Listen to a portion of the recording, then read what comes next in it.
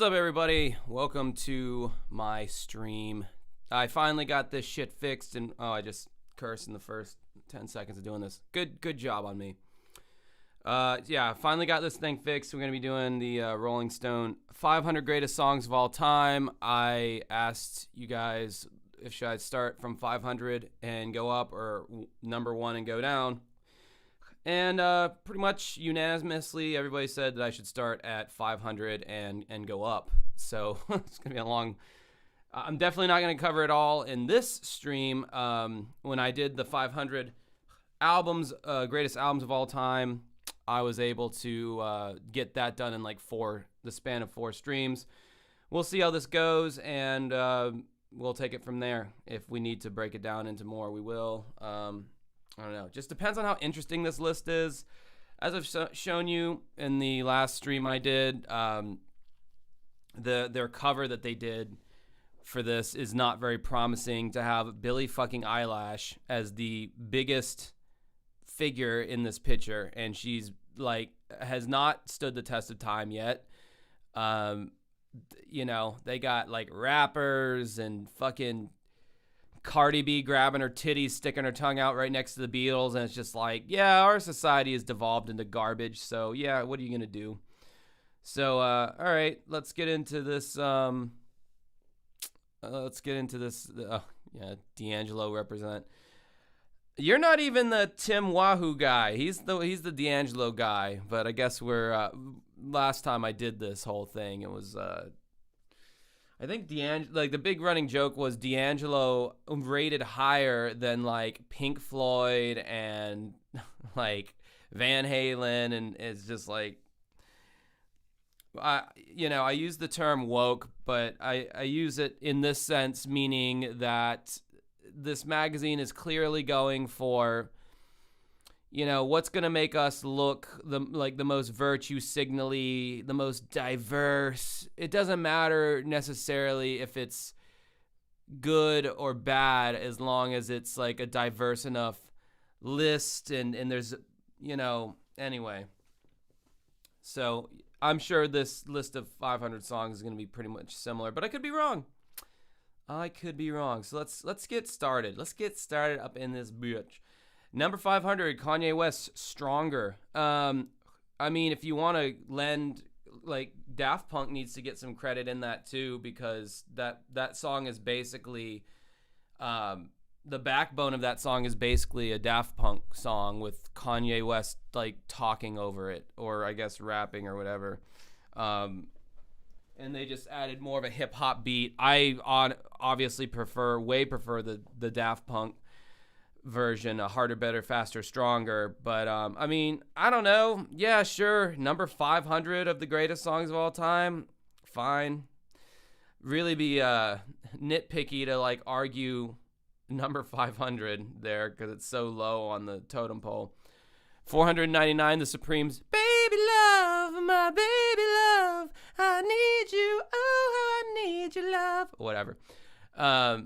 Yeah, I mean, it's, any of these songs in here that are from, like, the 60s or 70s, I'm not going to have a whole big problem with, for the simple fact that they're standing the test of time, and, they become classics after a while, and they're classics for a reason, so, like, I'm totally fine with that. Moving on. Townes Van Zandt, Poncho and Lefty. Now, I was actually able to listen to this song before I did this live stream, and this song sucks. It's an old song. It's from 1972, but it's stupid. It's a stupid song. I've never heard of Townes Van Zandt. Heard of Ronnie Van Zant, the lead singer, Leonard Skinner, but never heard of Townes Van Zandt, and this song's not good. I would not, I mean, but again, it's so fucking low in the list that, how can you really get like that, all that mad at it? Oh, we got Lizzo, Truth Hurts by Lizzo. Bum bum dee bum ba bum bum eh. I put the singing single. Yeah, this song, yeah, it was a hot pop song for like 2017 when it came out. Yeah, it was hot at that point. and she's fallen off ever since. I mean, I guess I could see this song standing the test of time. Maybe. I don't know. I feel like it's a song that, are we really going to be talking about this, years from now? I already feel like if I play this song at one of my gigs, that people are already going to be like, I mean, they're going to pop off to it, but there's going to be that sense of like, man, he's playing this song. This one's kind of played out. Welcome to everybody in the chat, by the way. I'm reading your comments, but I'm not going to be as interactive with them because I'm trying to get through this list. It's a long-ass list. So, yeah. But, Cuban Cubes, these lists are always absolute diarrhea. I agree. Towns had better songs than that.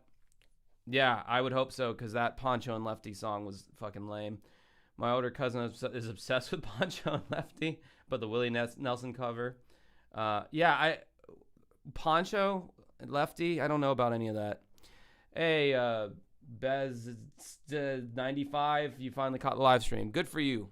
And we're actually like doing something on this live stream instead of me just rambling, which I like doing better anyway. All right, up next we've got Harry Nilsson, Without You. Now, I wouldn't have known what the hell this song was until I listened to it. And this was actually made more famous by Whitney Houston. I can't live anymore. Yeah, that song. I did a great impression of it. I know it was perfect. It was a perfect impression. Perfect Whitney Houston impression. Yeah, this song actually is pretty damn good when I listen to the original. It's like a dude singing it. It's got some more grit in the chorus. You do not see that big chorus coming out of, like, it comes out of nowhere. At first, I'm like, okay, why is this song, and oh, it's this song. Okay. Like, yeah, and then Whitney Houston covered it and, got like way bigger, brah. $4.95, Carly Simon. You're so vain. Probably think this song is about you. You're so vain. This is a classic song. I guess it deserves to be on this list. The bass line at the very beginning of this song is so deceptive. It comes in, it's like, and it's like, you think it's gonna be some kind of, almost sounds like, it's like, man, did Tool write a song in the 70s? And then it goes to like, soft rock, like 70s soft rock, and it's like, you Carly Simon, you fooled me. So, okay, that's all well and good. Cyndi Lauper. That doesn't look 80s at all. That is totally, she's totally hip with the times, bro. Why are the T's like extended on the time after time? It's kind of like, is that some symbolism? Is that some kind of like crucifix? Man, this is like the total Madonna like look. Who ripped off who? This came out in 83. I think Madonna came out in like 82 with her Borderline song. So I don't know. Who? Maybe all women just dressed like this, I think, maybe. If you were a tramp in New York. No, this is a great song from the 80s. I know, absolutely belongs in the top 500. I like this song. I think it's her best song. I'm not big on Cyndi Lauper's discography, but I'd say this is probably one of her better songs. So yeah, no problem with this. That song was about me, actually. Which song? Hopefully Poncho and Lefty. All right, moving on. You say go slow. Ooh, there's titties. Gotta scroll past that or else I'll get spanked by YouTube. The Pixies, Where's My Mind? Abso-fucking-lutely, that song belongs on here. It's a great song. Kind of a weird beginning to the song. Stop! Ding, ding, dang, ding, ding, ding, ding, ding, ding, ding. Throughout the whole fucking song. Like, I like how on, like, with rock music, you look at, like, the writers, on here, and it's, like, one guy, Black Francis. You go to, like, any of these other fucking songs, it's like, well, that's a bad example because Cyndi Lauper actually wrote her own shit. But if you go to, like, Lizzo. Okay, so let's look Lizzo, who markets herself as a singular pop artist. There's, like, 1, 2, 3, 4, 5. There's 5 motherfuckers that it took to write one man great till they gotta be great. I put the sing in single. It's like, what? Why? Why does there need to be so many writers for that? You had all these great songs. There's like one or two people. I'm not going to say why. I can speculate, but I'll probably get canceled. Miles Davis. Oh, here's a dude who wrote his own shit for sure. That was back when people had something called integrity.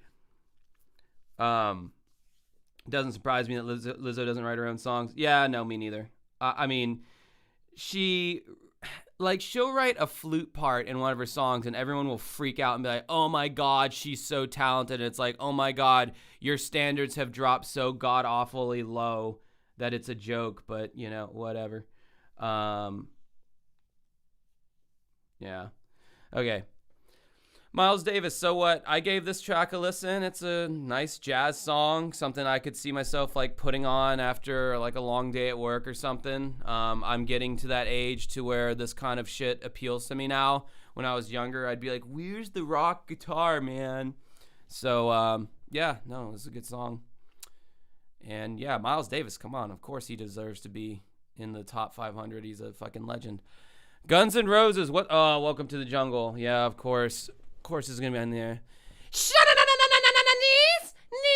it's going to bring you down. Ha! I like how that was like what was badass in the 80s is men who sang knees. Like, man, the bad boys of Sunset Strip, they're going to shana-na-na-na-na all the way up your ass if you don't watch out. Like, these guys are fucking tough. Listen how he sings. Whatever. I don't like Guns N' Roses, you know, so. But yes, they do belong on the list because I get that they're kind of like classic rock heroes at this point or whatever. This is a band that actually wrote all their own songs as well. You can see Duff McKagan, Jeffrey Isbell, is that the name of like Ziggy or Twiggy or whoever was in the band? Saul Hudson, that's Slash's real name. Steven Adler, the drummer, and then W. Axl Rose. So what's his real name? Wesley or something? If so, I understand why he would go with his middle name. All right, moving on. 490, Lil Nas X, Old Town Road. You know, like, can we sit here and wait for this shit to stand the test of time, you know? Like, I know the song was huge, okay? I know it was, like, sold 1 billion online downloads or streams or whatever. Yeah, I get that. But, you know, like, this song's only been out since 2019, and it's already played out. It's played the fuck out. And, like, everyone kept saying how, like, this song was going to start the country rap movement. To my knowledge, that has not yet happened. I've not really heard any country rap since this. So I love the writers on this is Atticus Ross, Trent Reznor, and then of course you got Montero Lamar Hill, which is Lil Nas X's real name.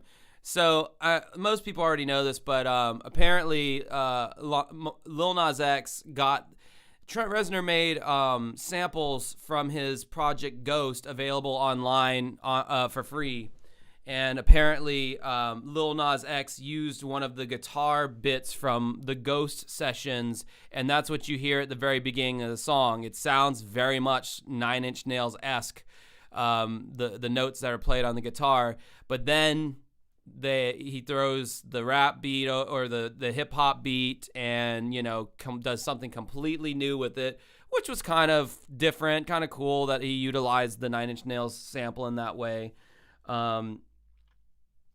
So I mean, I don't know, man. With these new songs, it's like, can we like have it stand the test of time a little bit before we start jumping the gun? And I know the sad thing is that the further up this list I get, there's going to be even more songs that just came out a year ago that the Rolling Stone is already going to be saying, oh yeah, hell yeah, certified classic.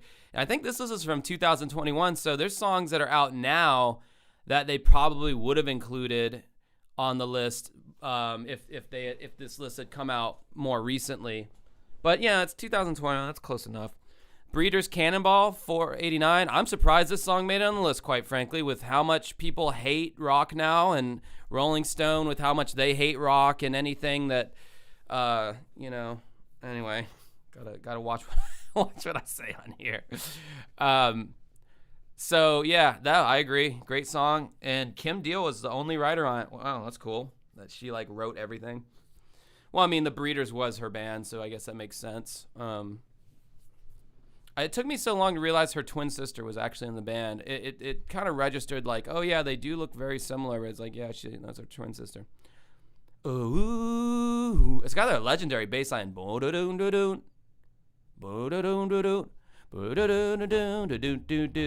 anyway, you've heard the fucking song. All right, up next we got The Weeknd, House of Balloons. This was The Weeknd when he was like underground, man. 2011. I can't believe he's been around like that long, and he's still like super popular and relevant. Like I respect The Weeknd and what he does. Like I like that he is kind of doing avant-garde pop music. So, yeah, whatever. I mean, it's 488. It's not like it's number one. If it was number one, I'd have a huge ass issue with that. But yeah. Those earlier on. I'm sure as we get up this list, stuff from his more mainstream albums are going to definitely come in to the mix. Beyonce's uglier younger sister Solange, Cranes in the Sky. I've actually heard this song. This is a cool song. And what's even cooler is there's only 2 writers on here, and Solange is one of those writers. She's more indie. She's like the indie Beyonce. Actually, she doesn't sound anything like Beyonce. If you don't fuck with Beyonce's music, give Solange's music a try. You might actually like it. And this Cranes in the Sky song is a cool experimental little indie thing here. All right, let's look at the little chat here. What do we got? Chat. Blah, blah, blah, blah. 80s rock is corny, but I love it. I don't. I fucking hate 80s rock so much. AC/DC is good if you're on drugs. I think they're good for about the first 30 seconds of any one of their songs, and it's like, okay, I've had enough now. Like, change the song. Izzy Stradlin. Okay, I knew it was some Zizzy, Dizzy, Busy thing. Yeah, technically Nine Inch Nails made the list. They better make the list fucking later on at a higher position. The song was just a gimmick talking about Old Town Road. Yeah, it was a gimmick. Country rap, not really a thing. Yeah, I agree it's not really a thing. It's not a thing that's going to ever catch on. Lil Nas X just invalidated the whole list. I can agree with that. Country rap is like opera techno. I've heard opera techno. You joke, but I've actually heard opera techno, and it's pretty bad.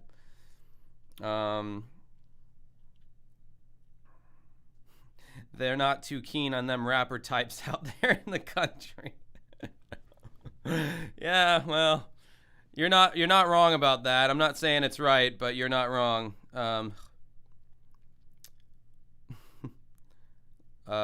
Chopin, number 2 is my favorite jam. Is my jam, whatever. Okay. The Idol kind of killed The Weeknd's cred. What was The Idol? Was that show? Oh, that was that HBO show, right? Solange is a name. Yeah, it's kind of a weird fucking name, but different cultures tend to like to name their children differently in ways that people might find strange, but hey, good for them. Lil Wayne, Millie 3? I thought, didn't he have like the Carter albums? Weren't those like his? Oh, Amelia, right? Because we're talking about God, I'm dumb. Okay, yeah, Amelia. Yes, no. This is one of the coolest like rap. They say it's a freestyle, but I don't think he freestyled that shit. It was too well put together, for it to be just a freestyle. This song has 4 writers, including Lil Wayne. Literally, if you guys heard this song, it's literally just a sample of this voice going humilly, humilly, humilly, humilly, humilly, humilly, humilly, and then this beat boom, boom, ka, boom, boom, ka, boom. And then Lil Wayne raps over it. That's the whole song. It's like 3 things you're hearing. You're hearing that down-pitched sample, you're hearing a drum beat, and you're hearing Lil Wayne's rap. That's the entire, there's no other thing. There's a little glissando string thing at the very beginning of the song, but other than that, there's nothing else on the. Why did this need 4 writers? Why? How? Like, how? If there's only 3 sounds in the song, how are 4 people needing to be involved? I don't get it. I don't get rap music, guys. I really don't. I don't get it, and I don't understand how why you need this many writers on a song like that. It's a good song, though.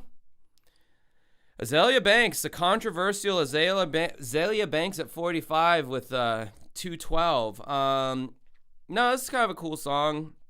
Came out in 2011, so you can't sit there and be like, oh, you know, this is one of them new fly-by. It's been out for over 10 years now, and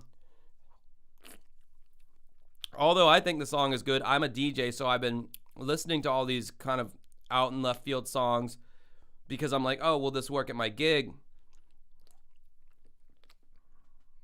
And I think the average person, though, has no idea who Azealia Banks is or has even heard this song. She's been in some controversy. I think she got canceled. She was just starting a bunch of shit with like a bunch of people for no reason. And this song only has 2 writers, Azealia Banks and Jeff Martins. The less writers on a song, the more legit the song is to me personally. It just feels more authentic, especially when someone who's actually singing on the song or playing on the song was involved with writing it. Weezer, Buddy Holly. Yeah, I agree. This deserves in the top 500, especially given the fucking music video to this song. The music video was brilliant. Like, with the whole Happy Days superimposing the band into the Happy Days theme. Like, Spike Jonze was just very early in his music video directing at that time. And that was brilliant. Like, that was such a good idea. And such, given the song, given Weezer's image, they already have that, like, 1950s, like, taking the girl to the prom kind of look with the, like, Rivers Cuomo looks like somebody from the 1950s. So to put them in Happy Days, as Garth Brooks would put it, it just made all kinds of sense. I like that. I really like that. Anyway, sorry. Went a little catatonic there for a second. Up next, we got 43, the Four Tops. I can't help myself. Sugar pie, honey bunch. You need to know. So I can't tell myself. Yeah, I've played this song at almost every wedding I've ever DJ'd. It's a classic. I'm surprised it's this low on the list. All right, moving on. Ooh, Lady Gaga, Bad Romance. Hell yeah, this belong. This song was the Smells Like Teen Spirit for 2010. Tell me I'm wrong. Like, this song, like, it like informed what the next decade of pop was going to sound like. Because after this song and this music video came out, I can tell you, everybody started mimicking Lady Gaga. Everyone started getting weird in their music videos. Nicki Minaj, fucking Rihanna for her S&M video. Christina Aguilera threw her name in the hat to try to become relevant again. Katy Perry, like they all the female artists started getting weird, man. And it was all after Bad Romance came out. So yeah, that definitely belongs in the top 500 for sure. It was a game changer for pop music. Robert Johnson, Crossroad Blues, 1937, the inventor of rock and roll, apparently. The man who sold his soul to the devil to get a rock career. If I had a soul, I would have sold mine already to get a rock career, but I don't have a soul because I'm emo. Look at my hair. All right. Really? Biz Markie, Just a Friend. I mean, I get this song. It was like popular and goofy and shit. But like, it's like a novelty song. It's like a joke song. I don't know. I mean, it's kind of a classic song, but Jesus Christ, it's like fucking, it's a joke song. You got what I need, but you say he's just a friend. Like, it's a dumbass song. I never liked it. I thought it was annoying from day one.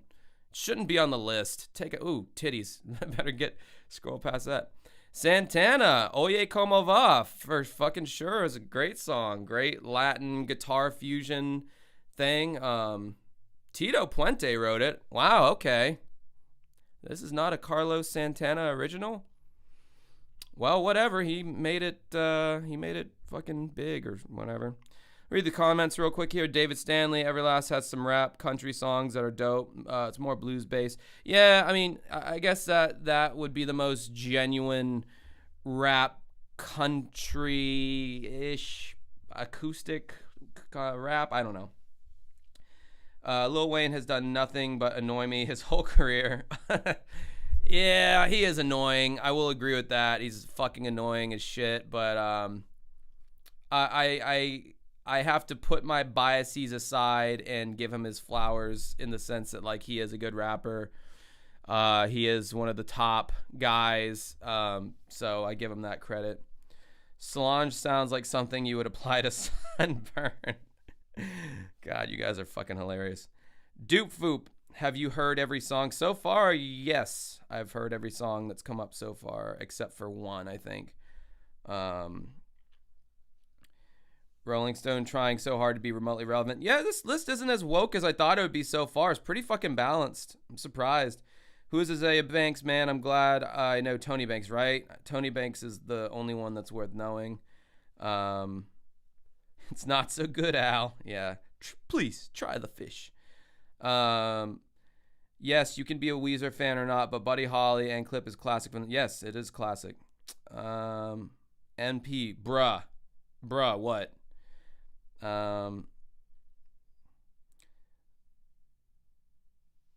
They went weird but couldn't take the eccentric crown from Robin. I mean, yeah, Robin kind of started the whole like pop techno thing in her native Sweden or wherever she's from. I know she's not from here. But I don't know. Lady Gaga is a product of the industry. They did definitely like manicure her image and all that. But I don't know, man. She was the one who was willing to carry that torch, and she sold it. Yeah, just wait till they have Soulja Boy in the top 200. Guarantee fucking to you, man. The closer we get to like the top songs, the more angry I'm gonna get. Just a friend is Kino, especially if you had a hoe girlfriend. Yeah, I did. I had a hoe ex-girlfriend. She never cheated on me when we were together because we were together for all of 2 months. But after we broke up, oh my God, she had like a new dick she was riding like every week. Number one will be female. Yeah, probably so. Anyway, yeah, I just gotta watch what I say. There's things I want to say, but I can't. Okay, anyway. Yeah, 2 months, I know. Look, man, I don't like commitment all that much. I don't like committing myself to one person for too long. So, yeah, it wasn't very long. My relationships usually don't last very long until I get, like, bored or whatever. And then I'm just like, I want to be single again. Well, we got Juvenile. Back that ass up. Absolutely. This is a classic rap song. By the way, I am totally, like, in the editing process of the Corey Feldman Angelic to the Core video. And this album cover looks very much, I'm going to make reference to the Pen and Pixel company. They're the ones who made these style rap albums. If you guys are around my age, you know you went to the CD store back in the day and you saw all these fucking CDs on the CD shelf and they all looked like this. The rap at that time lost their goddamn minds, and so many rap albums looked like this. Well, Corey Feldman's Angelic to the Core looks like a knockoff of this style of just bad photoshopping, just very like gaudy, just ugly graphic design. So when I'm going to bring up Pen and Pixel in my Corey Feldman video, and I hope you guys catch the reference because this is what a Pen and Pixel album looks like. They were the in-house album art designer for No Limit Records, and they did albums for Snoop Dogg, for Juvenile, Lil Wayne, anyone who was on that label at that time had albums that looked like this, and it was fucking awful. But this song is absolutely a classic. I'm surprised it's not higher up on the list, actually. Go-Go's, Our Lips Are Sealed. I mean, it's 80s pop, I guess. I mean, I guess that deserves to be on the list. I was watching this show on VH1, and I think it was Michael Ian Black said one of the funniest fucking things about this song. It was like one of those I love the 80s things. And he's like, yeah, when we were in high school or whatever, we thought Our Lips Was Sealed was a nod to them being virgins. Our lips are sealed. Like, what the fuck? That's great. Like, I fucking wish that's what the song was about. Like, our pussy lips have not been penetrated by cock yet, and we needed to make a song about it. Like, I fucking love that. Like, yeah, that's funny. Reading the comments now. Love those rap album covers. Oh, the pen and pixel shit. All 3 6 Mafia albums look like that. Yeah. Should Rex Viper be on the Rolling Stone list? Okay. Juvenile wasn't on No Limit. You don't know shit. Yeah, he was. I'm not going to Google that because I don't have time. I haven't the time, but, you know, I do know shit, Lord Moon, and you can go away. You can go climb a tree. Hey, Mike, Rex Viper should be on. Okay, Rex Viper. All right. Adam Dravian. Hey, Josh. Happy to catch one of your live streams. Thanks, man. Glad to have you on board. I thought it was about them being slutty and keeping each other's slutty secrets. Yeah, I think so. Probably. But just, I don't know. Juvenile was on part of Cash Money. He was never on No Limit before Cash Money? Anyway. All right. Moving on. Kris Kristofferson. Sunday Morning Coming Down. Never heard this song. Never heard it. Came out in the 70s. I know Kris Kristofferson is like adult contemporary and like adults like him. Like old adults. Like our parents like him. Never heard this song, so I'm going to keep this train a-rolling. Keep it chug-a-lugging along. Janet Jackson, Rhythm Nation. Yeah, this was a big reinvention for her. Like stepping out of the shadow of being Michael Jackson's younger sister. And yeah, I mean, the whole aesthetic was cool. Just the black and white, kind of like military, almost like Gestapo-esque outfits that they were wearing. And yeah, the whole thing was pretty cool. I was a fan of it, I guess. What?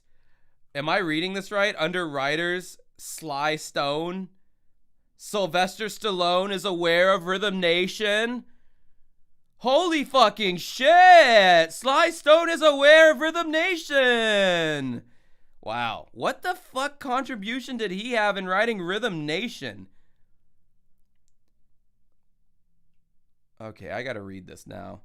Co-producer Jimmy Jam recalled being in the studio and switching in between MTV and CNN, watching music videos on one side, watching atrocities on the other. Somehow they merged together. The idea for Rhythm Nation was you can dance, but we can also do something more intelligent. When Jam heard Sly and the Family Stones, Thank You, at a restaurant, he raced to studio sample it. Oh, Sly Stone, not Sylvester Stallone. Sly from Sly and the Family. Okay. Man, I went full on... Anyway, I can't say that word. It's illegal now, but I went full on stupid there for a second. What do we got? Curtis Mayfield, Move On Up. And he's the only writer, too. That's fucking surprising. A lot of those old funk and R&B guys had a bunch of writers on their tracks. Haven't heard the song, but I'm loving the leisure suit. I'm loving the 1970s vintage aspect of this album art. I know Curtis Mayfield is a legend, so sure, he belongs. Even though I've never heard it. Tammy Wynette. Dude, she's probably in her late 30s in this picture, but just how, like, people looked back in the day, bro, she looks like she's, like, 60 years old. She looks like a grandmother. Even though she was probably in her late 30s, early 40s. She looks like my Nana. Like, no, my Nana didn't look like that, but anyway. But yeah, this song sucks. It's country. It's old country. Stand by your man. I know it's kind of a classic song and all that. I'm glad it's so low on the list. I'll just say that. Blah, blah, blah, blah, blah, blah. Let's see here. What do we got on the comments?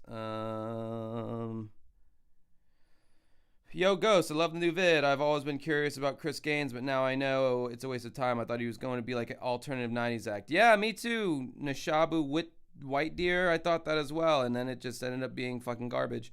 Which Smashing Pumpkins song do you think will make the list? Probably Today, Cherub Rock, Bullet with Butterfly Wings. They're hits. They're cream of their crop hits. That Jackson look is strong. I agree. I thought it was a good look. Yeah, tonight. I feel like we'll probably be on the lists.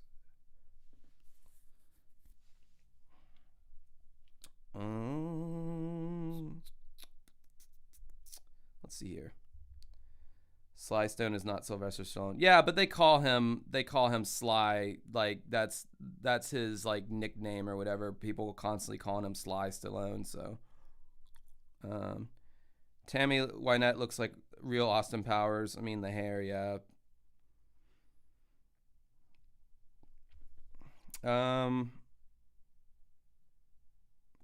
Chris Gaines is Tommy Wiseau of music. I would actually say you are incorrect.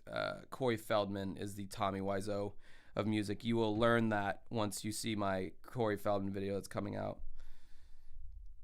Speaking of Pumpkins, I've been listening to that song Through the Eyes of Ruby after you mentioned it. It's good as fuck. I don't know how I overlooked it for 3 years. I had it on my iTunes because it's buried in, it's like on disc 2. It's like the 5th or 6th song on the album. I wouldn't blame you for missing it. Like, I don't know. It's a lot of people only listen to like the first few songs on an album, or they just listen to the hits. It's Na Shoba. Oh, my bad. Okay. Na Shoba. Slide by your man. Corey Feldman is a lolcow music. Yes, he is. Okay, moving on. I can't wait for that Corey Feldman video to come out. I put so much fucking work into that shit. Like, having to listen to that garbage. Oh, my man. Peter Gabriel. Salisbury Hill. Looking like a badass on the cover. Or a pervert, you decide which one. And then the B-side, Moribund the Burgermeister, which is a weird-ass fucking song, but I love it. Yes. As much Genesis and Peter Gabriel and Phil Collins that can get on this list, the better. So, absolutely agree. Salisbury Hill. Climbing up on Salisbury Hill, I could see the city lights. Wind was blowing, time stood still. Eagle flew out of the night. Yeah, it's a great song. The Animals, House of the Rising Sun. There is a house down in New Orleans. It's called the Rising Sun. Yeah, everyone sings that shit at karaoke. I think it's a played out song, but it is a classic song. I remember when that fucking weirdo creep Esteban was hawking his guitars on late night TV.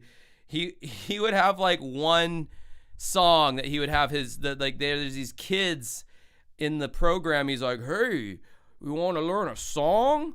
Yeah, sure. We want to learn House of the Rising Sun? Okay. And then like a kid got, you want to learn a song? Yeah, can I learn Metallica? Oh, you want to learn House of the Rising Sun? And then it's this easy like E minor arpeggiation on the song. And so the kid would play it and he would say to every single, I almost want to make like a fucking like Saturday Night Live bit out of this or something, or like maybe on my own channel. He said to every single kid, you got rock star qualities. He said to every single one, you got they can't all have rock star qualities, Esteban. But it was this song, Animals, House of the Rising Sun, was the song they were fucking playing every time. All right, let's see here. We got Gladys Knight and the Pips, Midnight. That's took the midnight train to Georgia. Yeah, it's a classic song about the man leaving the woman because he wants to go back to a simpler time. I get it. I'd like to go back to a simpler time too. I want to take my Hyundai Elantra back to, well, I've never left Jacksonville, so I guess I'd have to just drive my Hyundai Elantra to the northwest side of town where my parents live. That got pathetic really fast. Dixie Chicks, Goodbye Earl. Oh yes, the song about killing your man. I didn't know that song came out in 2000. I thought that was like a 90s song. Really? That song came out in 2000. I thought that was like 94, 95. Yeah, so I mean, okay, so they set. First of all, can I ask, why are country songs so obsessed with killing their man? There's like 3 songs now at least about like Gunpowder and Lead by Miranda Lambert is about basically her abusive boyfriend or husband who, instead of just leaving, she has to kill him. Carrie Underwood's Before He Cheats is about basically fucking the guy's car up because he cheated on her. Goodbye Earl is about, again, the guy's abusive, but instead of leaving, she poisons him and kills him. Very weird themes here with the country women killing their men. Is it typical that most guys who listen to country are just these drunk rednecks who beat their women? Hey, I'm just asking the question. It could be true, and I would totally be open to believing that that's the case. But yeah, I would take many other Dixie Chick songs over this one, but they're probably higher up on the list anyway. Okay, I did not know. I thought that song came out in the fucking 90s. Oh, Mazzy Star. Fade Into You. Yes. Abso-fucking-lutely. 2 writers, David Roback and Hope Sandoval, the chick who sang on the song. Man, this song is so fucking nostalgic. All you gotta do is just listen to this song, and you're just dreaming of living, going back to the 90s and looking up at like a starry night with a girlfriend that you never had. But in this fantasy, you do have the girlfriend, and it's like the 90s, and there's no cell phones, and you can still go to a CD store or Blockbuster or go see some of the great movies that came out. Like, when I hear this song, it floods my brain chemicals with 90s nostalgia, and I just wish I could go back and relive my life but be older, because I was like a kid in the 90s. I wasn't like an adult, and I wish I had some alternative 90s girlfriend who had some fucking piercing that was weird at the time but now is very common, and we could have fucking sex and stuff. I sound like Beavis. We could have sex and stuff. That'd be pretty cool. Let me read some of these comments here. Whatever you fuckers been saying. Salisbury Hill is a top 10 track in any list, not positioned for. Yeah, I mean, it's pretty low, but I mean, come on, it's Peter Gabriel. They're not. I mean, all these people who made this list are probably in their 20s. They're probably like, who's fucking Peter Gabriel? And then like David Frick, the only writer that remains at Rolling Stone who's old, is like, well, you got to put him in because we have to make it look like we're not completely pandering to the woke, diverse crowd. Yes, it's a minor. We're talking about keys here, hopefully. Female empowerment, bro, right? All right, let's look. Country music literally is drama, no imagination or fantasy. I mean, sometimes they'll have... well, no, not really. Yeah, they kind of just talk about what is going on with their lives. Yeah, I guess I have to agree on that. The irony is that men write those songs. Yeah, well, I wonder, I think the Dixie Chicks one, they're pretty infamous for writing their own songs. Oh, no, says writers Dennis Lind. Okay, I stand corrected. Wow. Yeah, that is ironic that men are writing those songs. And it's funny because women eat that shit up. They... at karaoke, those are some of the main songs that women sing. They love like those empowerment songs, like, yeah, fuck you, I'm gonna blow your brains out, I'm gonna kill you or whatever. Like, they love that shit. More like Mazzy Suicide. What, did one of them kill themselves? Fade Into You should be in a higher slot. I remember that song from the movie Angus during school dance scene. Dude, that Fade Into You has been in like hundreds of movies. It's the perfect mood striking song for that would fit in a movie. Like, they probably got very rich off of that song. Hello from Germany, I like your comment and Dankeschön. Ich hoffe, du hast ein gutes Tage. I think it's amusing how many different kinds of metal there are. Okay, that has nothing to do with what I'm talking about. You guys are having your own conversation in there. Moving right along. We'll get through this list in no time, you guys. 467, Nirvana, Come As You Are. That's the only artwork they could find for that song, is just the the 45. Okay. Yeah, of course, it's Nirvana. Of course, they belong in there. They kind of like changed the game for rock.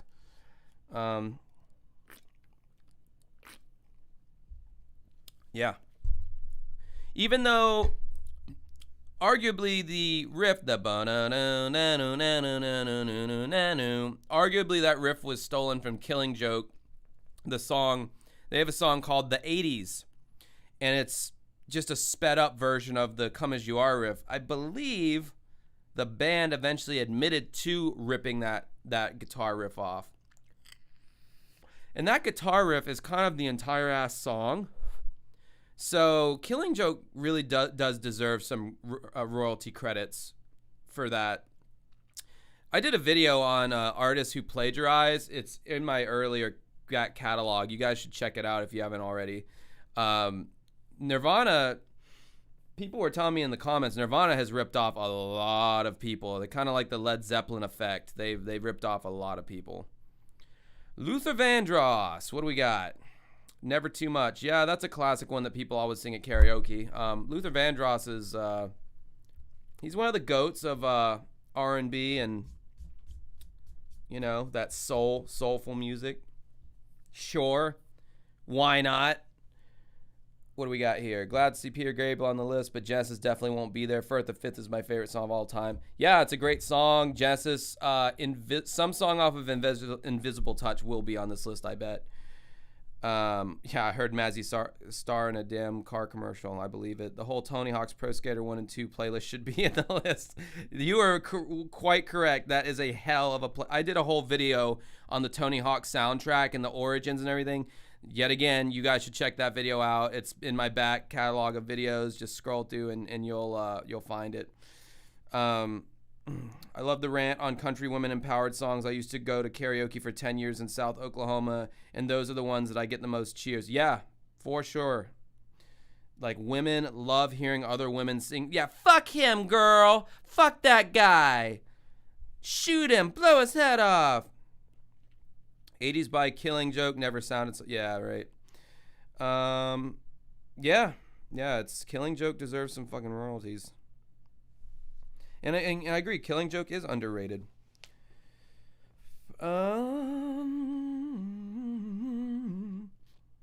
Listen to Smashing Pumpkins' live version of Godzilla from the late 80s. Sounds just like, smells like, really? Godzilla, the Blue Oyster Cult song? They did a cover of it? I know Peter Steele says he would often take Beatles riffs and slow them down to make them doom metal. Yeah, I mean, ripping someone off is not like a newly like done thing. It's definitely something everyone kind of borrow from each other. Oh yeah, this is a great song. That's a great album cover too. Look at that single. That's beautiful. Just that 70s looking photography style with the sun and the translucent drum set. Like, dude, Daft Punk knew what the fuck they were doing when they went out. But yeah, like, borrowing shit from other artists is definitely nothing new. But you can get a little fucking blatant with it sometimes, and yeah, it's one of those things where I guess he knew that, like, Killing Joke was never going to be as big as Nirvana, so he just felt safe in, like, just kind of ripping off that riff, slowing it down. I mean, it's so similar. I like how Thomas Bangalter and Guy Manuel de Home Cristo, those are the two guys in Daft Punk. Nile Rodgers, classic guitar player from, Parliament Funkadelic? No, that was Bootsy Collins, wasn't it? What band was Nile Rodgers in? He was in one of those classic funk bands. And then you got Pharrell Williams, all actual musicians, legit, all in their own rights, and those are the only writers on it. And they wrote a hit song. I love that. I love that there was no studio guy who had to stick his dick into the mix as well. It's all just a bunch of legit musicians getting together, writing a song. It's so hard to ask for more of that in the future, you know, in our pop songs or whatever. Ian at 464, Joni Mitchell, Help Me. I have never heard this song, so therefore I can't really comment on it. But of course, Joni Mitchell is going to be all over this list. You guys just fucking wait till we get to the top 20. Joni Mitchell's going to be all up in that top 20 because as the newly revised Rolling Stone Top 500 albums of all time, Joni Mitchell's Blue was like the number 2 album of all time.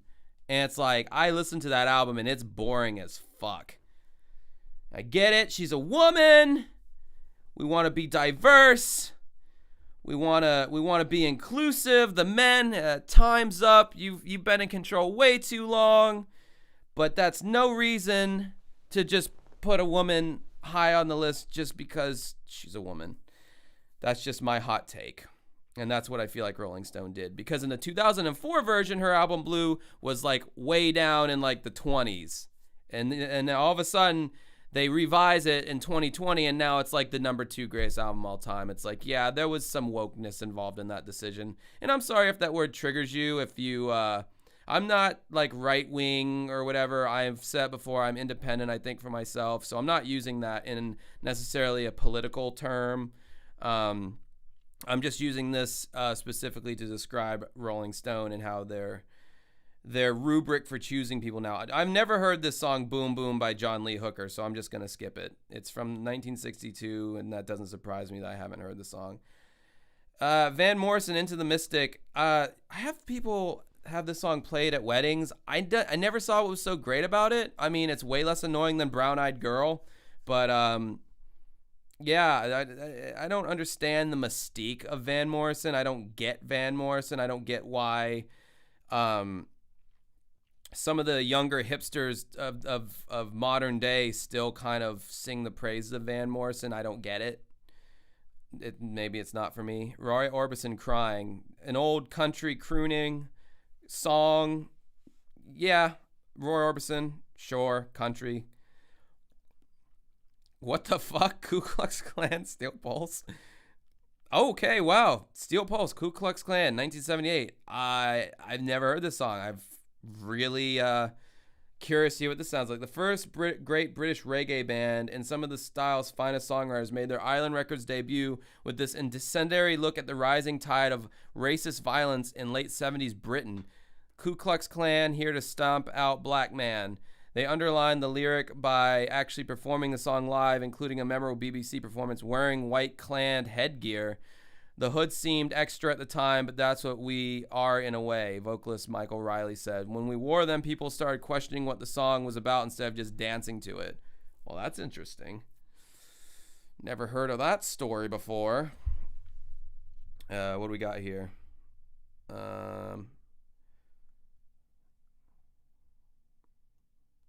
If they bend strings, it's blues. Have you ever played the Hotline Miami games? No, I have not. It's on YouTube. Look it up. I only dig the cat version of Get Lucky for some reason. I don't know what the cat version is. Did they like remake it with meows or something? Welcome, Spider Human. You did catch a live stream. Let me see. What are some of the most sung songs at karaoke of 2023? Oh, Jesus Christ. I can rattle that off for you pretty quick. Zombie by Cranberries. What's Up, Four Non Blondes. Killing Me Softly by the Fugees. Don't Stop Believin', Journey. Valerie, Amy Winehouse, Before He Cheats, Carrie Underwood, Gunpowder and Lead, Miranda Lambert, Redneck Woman, Gretchen Wilson. Those are just off the top of my head. Creep by Radiohead. Those are some of the top songs that people sing at karaoke. And it drives me crazy. Why is everyone talking about fucking black metal in the comments? Forced checklist diversity versus organic diversity is cringe. Yeah, organic and based off of the merits of the artist instead of based off of their skin color or their gender. How about that? How about we go off the meritocracy instead of the gender politics? You know, like that. Like, why does that have to leak into music? Why can't we sit there and be like, objectively, this deserved, or, well, I guess it's not objective. It's subjectively, like, this is, you know, great, a classic thing. That's why I'm all about harping on standing the test of time. Because if something's been around for a while and it continues to be talked about, then collectively, probably a good thing that deserves to be on a list. That's why when you put Old Town Road on this list of 500 greatest, well, can we give it 10 years and see if people even fuck with that song or listen to it or remember it? So, yeah. Amico bro forever. You gonna body up and discuss Doug Walker, Sex Pest, or the Amico scandal? I don't get the Sex Pest thing. I've looked into it. I'm not finding anything on fucking Doug Walker and sexual promiscuity or sexual deviancy or anything like that. And the Amico, that's been talked about at length by so many other YouTubers. Why would I want to talk about that? Other than this, I would rather get my head stuck in an elevator door than listen to the opinions of Rolling Stone. Yeah, I mean, I agree, but it's content, so whatever. I wish to see some Boston on this list. Oh, you wait. I'm sure there will be some Boston. These lists can be interesting for music fans, maybe to discover new stuff, but every music fan and listener can create his own top 500 list. Absolutely. I feel there's a cultural difference because Creep is the only one of your list that I've ever heard of here in Switzerland and carry. Oh, well, yeah, dude, of course. Yeah, the songs that I mentioned are mainly country, like American country songs. So in Switzerland, I don't see people being like, I took mine key to the side of his pretty little souped-up four-wheel drive. I don't see them fucking... Sorry for that awful accent. I know you guys don't sound like that. Es tut mir leid. Mein Akzent it's sehr... damn, I forgot how to say the word bad in German. Not schwarz. That's black. Schwer. No. Fuck. Okay. This is sad. I've got to brush up on my German.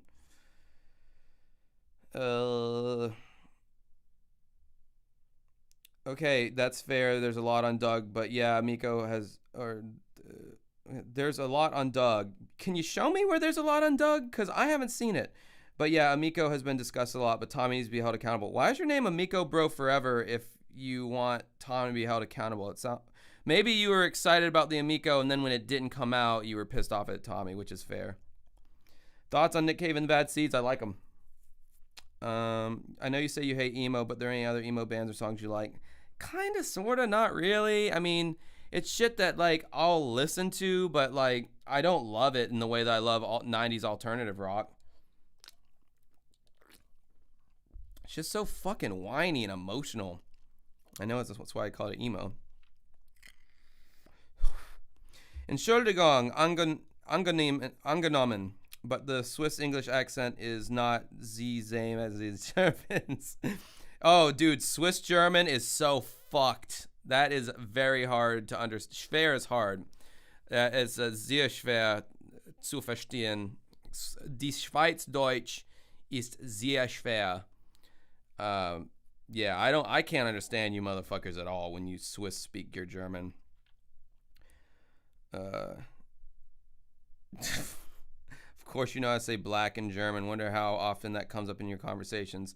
I know how to say white too. Weiß und schwarz und rot und blau, grün, orange, lemon. I mean, I know how to say all the colors, bro. What are you getting at? What are you hinting at? Are you trying to say I'm a racist, sir? Because if so, I will ban your ass. Ever gone down the Mike Patton rabbit hole? No. I mean, yes, I kind of attempted to, but I don't know, man. Like, I never got into Faith. I listened to Angel Dust. I listened to The Real Thing. Couldn't get into those albums. Couldn't really get into Mr. Bungle. Although I did listen to I heard a Mr. Bungle song playing over the speakers at one of my gigs recently that I thought was cool. I had to Shazam it. There's good emo Sunny Day Real Estate. Yeah, everyone always says Sunny Day Real Estate. Thursday, okay, they have some good music, but that singer, his voice gets on my fucking nerves. His voice is not very good. He sounds like someone who is just barely a singer, but not really naturally gifted to be a singer. Yeah. But I mean, you know, like Understanding a Car Crash, Signals Over the Radio, War All the Time. Those are some good songs. I haven't really listened to much Sunny Day Real Estate, though. But I know the bassist from Foo Fighters, that was his first band. What is your favorite Smashing Pumpkins song? Mayonnaise, currently. That could change. Lord Moon says, yes, I am racist. You say the word woke way too much. That's the new gen telltale sign that someone is racist. You're fucking stupid as fuck. How do I ban you from here? I think I can only hide you. Oh, I can put you in timeout. Fuck. I guess hide user on this channel. Yeah, get out of here with that shit. I guess you guys could probably still see his shit, but I can't. I'm not tolerating that crap, man. Like, and any of that bullshit. Like, Sade, Ordinary Love, 459. Yes, that's a great song. I couldn't believe that her song Smooth Operator came out in the fucking 80s. Dude, that song sounds timeless. That song sounds like it could have came out at any point. I couldn't believe that song came out in the 80s, but yes, No Ordinary Love is a fantastic song.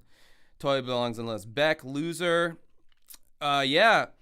What's cool about that song is it's so like, what genre do you can you even like consider that? Like, it's such an avant-garde song, and the fact that it got radio play back in the day is kind of like unbelievable to me. Like that song was played on, like, I think it even got played on pop radio. Pop radio was a lot more open to rock back in the day, and so songs like this would get airplay. Man, he was 22 when this song came out. Are you fucking serious? God damn, bro. My window has closed of ever getting anywhere. Living on a Prayer. Yeah, 80s cock rock classic. I mean, there's a lot of shitty 80s cock rock that no one will ever remember, but this song is always going to be remembered. You know this album cover, I think it was the producer or the manager or something. He literally took a trash bag and like got it wet. Like so that's literally like a wet trash bag. And then wrote the title Slippery When Wet on there, and that's how they got the album art for that. I know that from watching VH1 Behind the Music. All right, number 456, Lana Del Rey, Summertime Sadness. Yeah, kind of a classic. Came out in 2012. It's been out for over 10 years now. I think it's safe to say that this song is in the pantheon of pop songs. Kind of a classic. It's just that summertime sadness. I mean, I don't care for it. I like other Lana Del Rey songs, but that one... I remember they had to do, like, for these slow songs that become popular, for pop radio stations to play them, they have to add this generic techno beat behind it, so it's got some kind of a rhythm, because, like, this song has very little in the way of rhythm. So on the radio, it's like, it's just a summertime, with like, They did the same thing with John Legend's All of Me, because there's like no drums in that song whatsoever. So it's like, all of me loves. Yeah, I always thought it was weird how they had to add that kick drum in there to make it viably pop friendly. 455, Jefferson Airplane, White Rabbit. I mean, this is a classic song from the 60s. I'm surprised it's not higher on the list, but yeah, it's a classic song. One pill makes you smaller, one pill makes you tall, the other pill doesn't do anything at all. Well, anyway, you get the song. Sorry you had to hear that. Sister Nancy, Bam Bam. 1982, never heard of this song.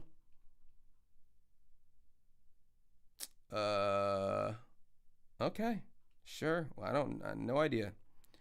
What is this? Missy Elliott, The Rain, Super Duper Fly. Yeah, this song gets a lot of hype. The music video gets a lot of hype because she's like in that PVC like kink suit getting all blown up. Now see, here we go again with the writers. 1, 2, 3, 4, 5, 6 writers for this song. Why? Why does it need this many writers? Oh, her real name is Melissa Elliott. Wow. So if she's like backstage and, you know, you're one of her peers, she's going to shake your hand and say, hey, I'm Melissa. Nice to meet you. Or maybe she's one of those rappers that just always stays in, I'm Missy Elliott. Run for cover. Toto Africa. Yes. I love this fucking song. I wish it was higher on the list. You know, what's funny is Toto had like 5 or 6 band members, but only 2 writers. Missy Elliott is just one artist, and she had 6 writers. What's the deal here with the hippity hoppities having so many writers? The hippin' and the hoppin'. Bad and Bougie by Migos is number 451. It's better than like White Rabbit, and it's better than like Get Lucky or Salisbury Hill. I don't think so. No, this was a song of the moment that was hot in 2016. I never hear people play this song anymore. That's the danger of putting these hip hop songs on this list, because hip hop has gotten to a point now to where there's no like goats anymore. There's no like top rappers anymore, because they're all TikTok trends that blow the fuck up for 3 weeks and then they fall the fuck off. The SoundCloud rappers ushered it in, and now the TikTok rappers are really just releasing 30-second songs. They get 20 billion plays, and then you never hear of them again. I'm not saying that's the case with Migos, but they're on that borderline of like, you know, in 10 years, 20 years from now. I mean, it's almost 10 years since this song's been out. God, that's crazy. It feels like it came out yesterday. It's almost 10 years since this song's been released. Nobody talks about it. I don't hear anybody talking about it. I don't hear anybody playing it. Bad and Bougie. My bitch is bad and bougie. It's a stupid song anyway. Like, okay, come on, load more. All right. Let's see what the comments are saying. Let's see what the people have to say. Have you ever been assaulted during karaoke? 8-Bidiot. Yes, I have. I've had a drink poured on me. I've had a shot glass thrown at me. Some guy threatened to beat my ass if I didn't let his daughter sing karaoke a cappella, meaning with no music. He literally just wanted her to sing on the mic with no music accompaniment. And I said, no, dude, I'm not going to fucking do that. And he was just staring me down. And if my friend Thad hadn't have been there, I know it's a kind of a weird name, but if my friend Thad hadn't have been there, Thad's like this big, you know, imposing dude. I think the dude would have swung on me, honestly. Okay, good. I'm glad you can't see that fucking douche. Why is he watching my stream if he thinks I'm like some racist whatever? Like, why would you support that? You know, why are you on my stream? Idiot. The original drummer in Foo Fighters before Taylor Hawkins was he was also in Sunny Day. I did not know that. I'm getting drunk watching you, so cheers. Can I please get your impression of grunge specials that Days of the New Song? Oh, yeah.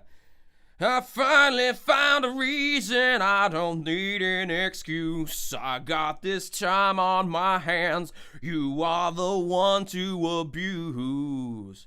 Oh! That's acoustic grunge, bro. Talk to me, and I don't need to say, won't you touch me, shall God break down bleed.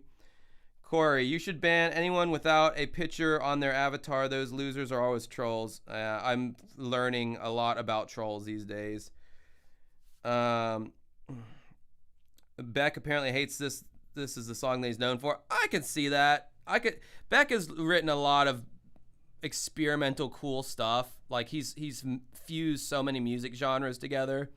I could see him hating that that's the song that everyone like grabs a hold of. It had the catchiest hook though. What can you say?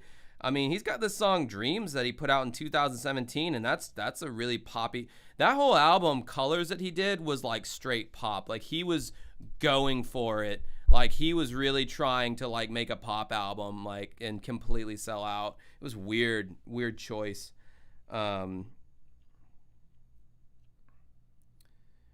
me, senpai. Ashtray Decay. I'm noticing you. Kenny Rogers was 40 when The Gambler came out. It's never too late. Yeah, but he was already probably famous for other songs that he wrote, and then The Gambler like just blew up and became like really big or whatever.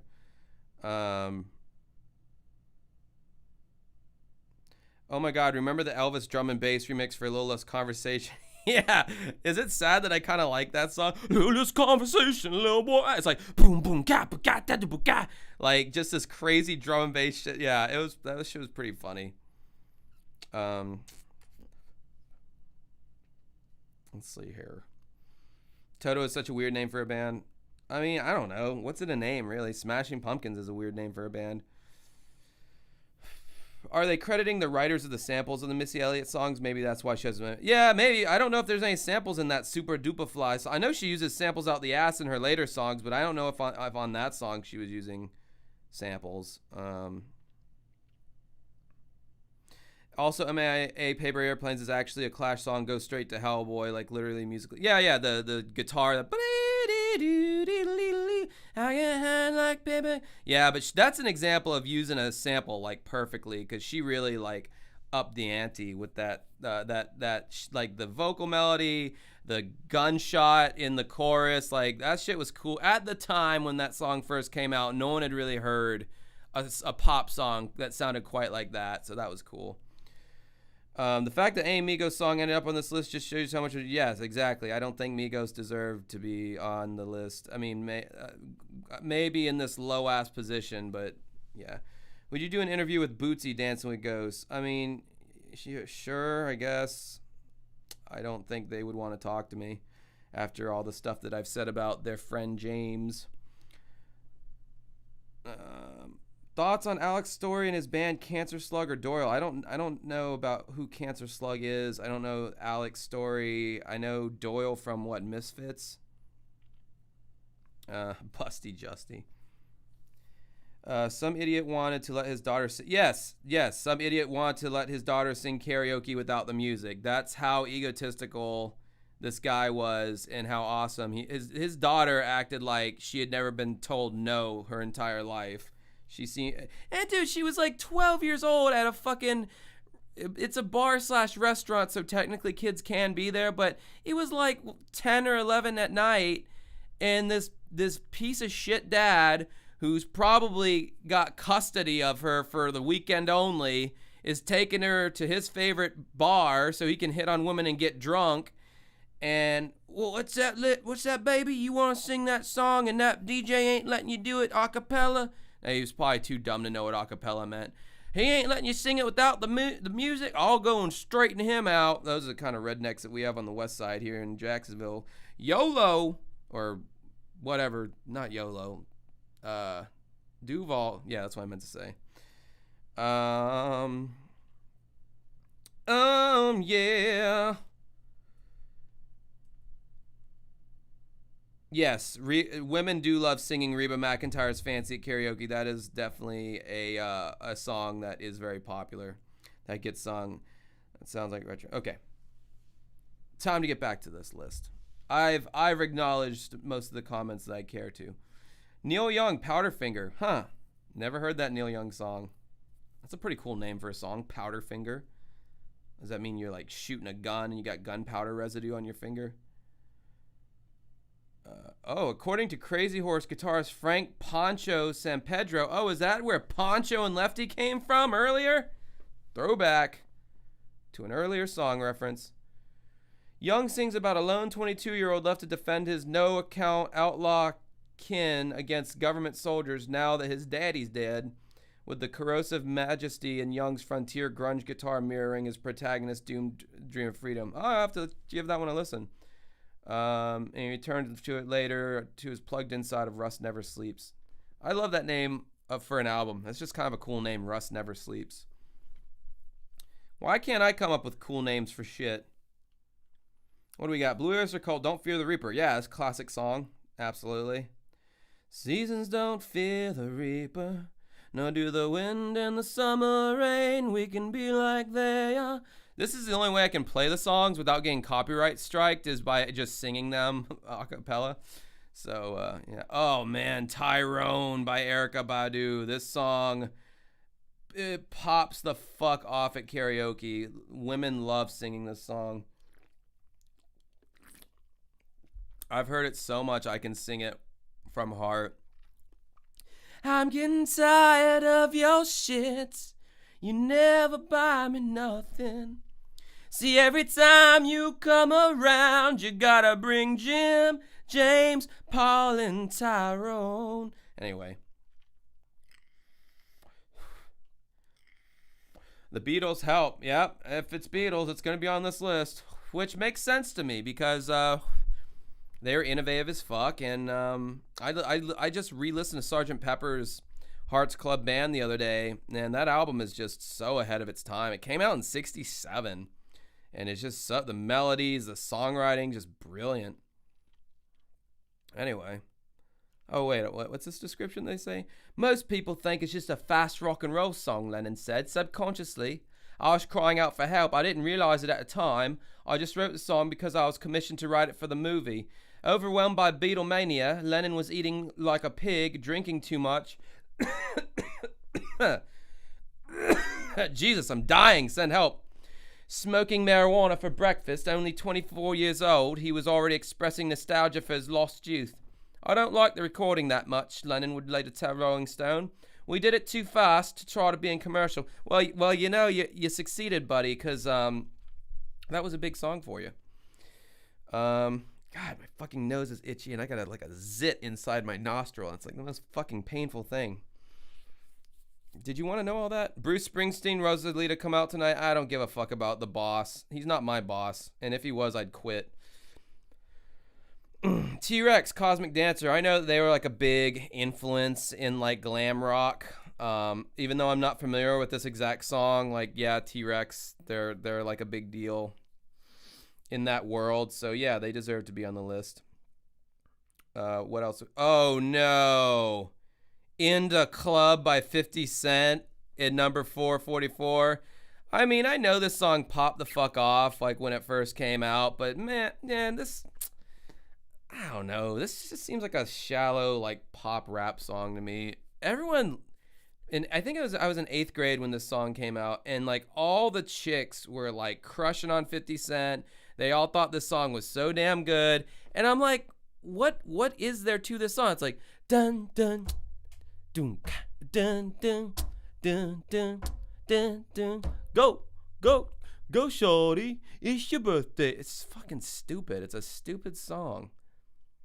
Anyway, I'm glad it's so far down the list. And you know, this song, according to Rolling Stone, is better than all those classic songs I've already gone through. This is what pisses me off about these fucking lists, dude. 50 Cent's In Da Club is better than Buddy Holly by Weezer, White Rabbit by Jefferson Airplane. I mean, no, it's not. 443, Sugar We're Going Down by Fall Out Boy. I mean, it's very fucking pop. It stood. I mean, if you want to talk about songs that have stood the test of time, I'll go to these emo nights that these music venues will have. They've gotten popular again all across the country. They just call them emo nights, and like they basically just play these emo throwbacks. I go just because it's something to do. I don't even like the music, and I know it surprises nobody whatsoever in this chat that I go to emo nights. And yeah, so I go to hang out and possibly pick up chicks. And like all these motherfuckers are singing these songs at the top of their voices like they've just discovered the song. I'm like, bro, the song's almost 20. It's like 1 year away from being 20 years old. And you got like younger people who weren't even born when this song came out, and they're singing it just as passionately. And I'm like, how do you know this song? So yes, this song has stood the fucking test of time. It still gets played. It's still relevant. So yeah, totally. I see it being on the list. Now we got Motorhead at Ace of Spades. Yeah, that's the only credit they'll ever give Motorhead is Ace of Spades. Like that's the only song they got is Ace of Spades. I get that it was a huge song for them, but they got other fucking songs. I mean, Jesus Christ. Yeah, classic. I'm surprised it wasn't higher on the list. But Rolling Stone hates rock, so oh, look, you got Miranda Lambert, female country singer who I'm surprised it's not Gunpowder and Lead. That song's probably going to be number one. Who are we kidding? The House That Built Me. Sure. I don't know. She's pretty hot in that picture. I thought she had dark hair. Anyway, if you're out there, Miranda, I'm single. Just saying. Alicia Keys. Ooh, that's a kind of a sexy little tramp stamp. 2 bass clefs If I Ain't Got You, yeah, this is a very popular song at karaoke. A lot of chicks like singing this song. Some people want it all, but I don't want nothing at all. If it ain't you, baby. If I ain't got you, baby. Yeah, it's annoying, but it is popular. Celia Cruz, La Vida es un Carnaval. Yeah, this is a classic song.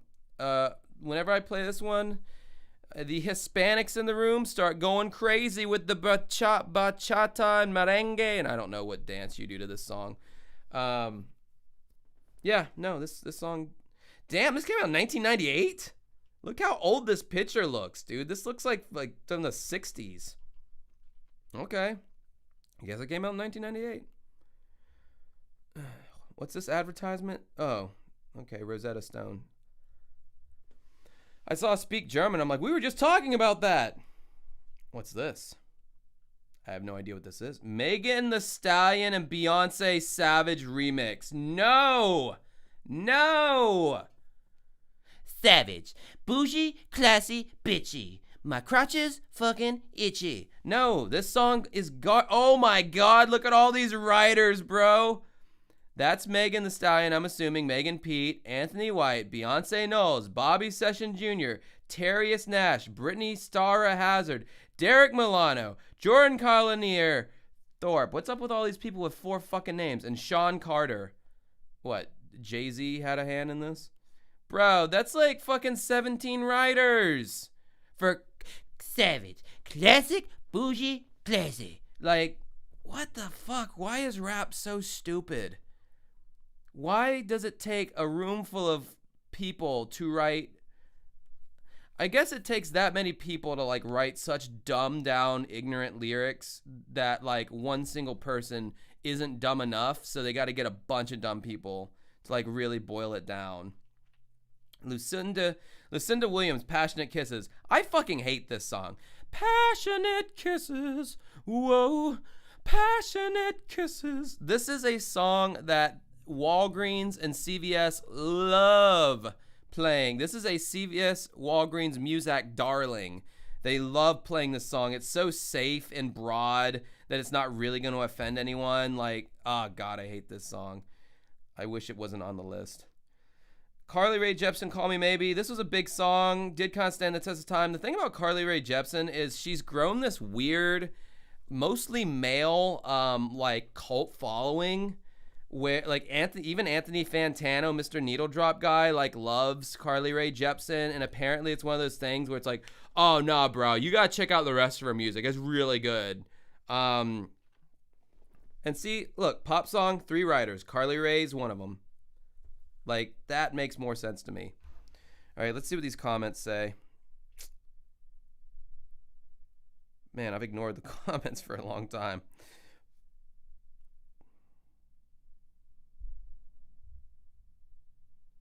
Nirvana and MTV destroyed rock. I liked their stuff at the time, but they were Grim Reaper of rock music. What? What are you fucking talking about? Jim Harbaugh trying to get banned. Yeah, for real, man. That's a kind of a troll thing to say.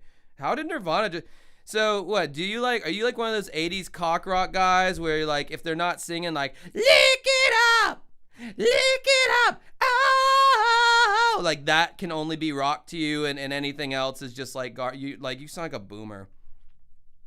Toto to me are like Elton John. The hits are great. The whole albums are meh. I agree with that. There's a lot of bands back in the day that are like that. Damn, okay. How many times have I been to Universal? Like twice in my life. Oh, Powderfinger is either coke or heroin sling. Oh, I did not know that. Did not know that. What do I think about Scott Pilgrim, the movie or the manga or video game? I don't care for it. I feel like it was made for a generation younger than me. I feel like even though I know it came out when I was younger, it's a little cringe to me, that movie. And I get compared to the fucking boyfriend number 1, Matthew Patel. I've gotten compared to him so many times in my life that I'm annoyed with the movie for that reason. Thoughts on thrash band Sepultura. I don't really have any thoughts on Sepultura. I know they're from Brazil, aren't they? And I've never really listened to their music. British reggae band with the KKK song no one ever heard of in top 500 is such a Rolling Stone thing to do. The list is pissing on your feet and telling us it's raining. Yeah, I can't help but to think they included that because it had some kind of socio-political message rather than it actually just being a good song, which is very Rolling Stones of them. Black Metal Gamer, any question that you ask me about like metal or thrash, I'm not going to have any response because I don't listen to that kind of music. Just letting you know. I think the hype behind 50 Cent is just because he got shot, so everyone was like, he's so street. Also, M at the time said he's my favorite rapper. Oh yeah, he got a lot of cosigns from Eminem, fucking Dr. Dre. Like he had all the chances in the world to succeed, and he did for a little bit until he didn't, and now he just trolls people online. Patrick Stump is my favorite goat. Like he sounds like a goat sometimes. Yeah, he kind of does. I think he's got a pretty good voice, though. I just hate that he uses it to sing that pop punk emo stuff. How are your yard cats? So there's this really big ass yard cat that I've named Chungus, who's been like kind of taking control of the yard, and I think Chungus has scared away all my other yard cats, which sucks. Chungus is like the head yard cat in charge now. What? Thoughts on Prodigy? I fucking love Prodigy. They're great. I'm Hispanic. I don't give a fuck about Celia Cruz. That's funny. Yeah, well, I'm not saying that like just because you're Hispanic you get down to it, but I'm saying the people who get down to songs like that at my gigs happen to be Hispanic, so which it's geared towards that audience, so that makes sense.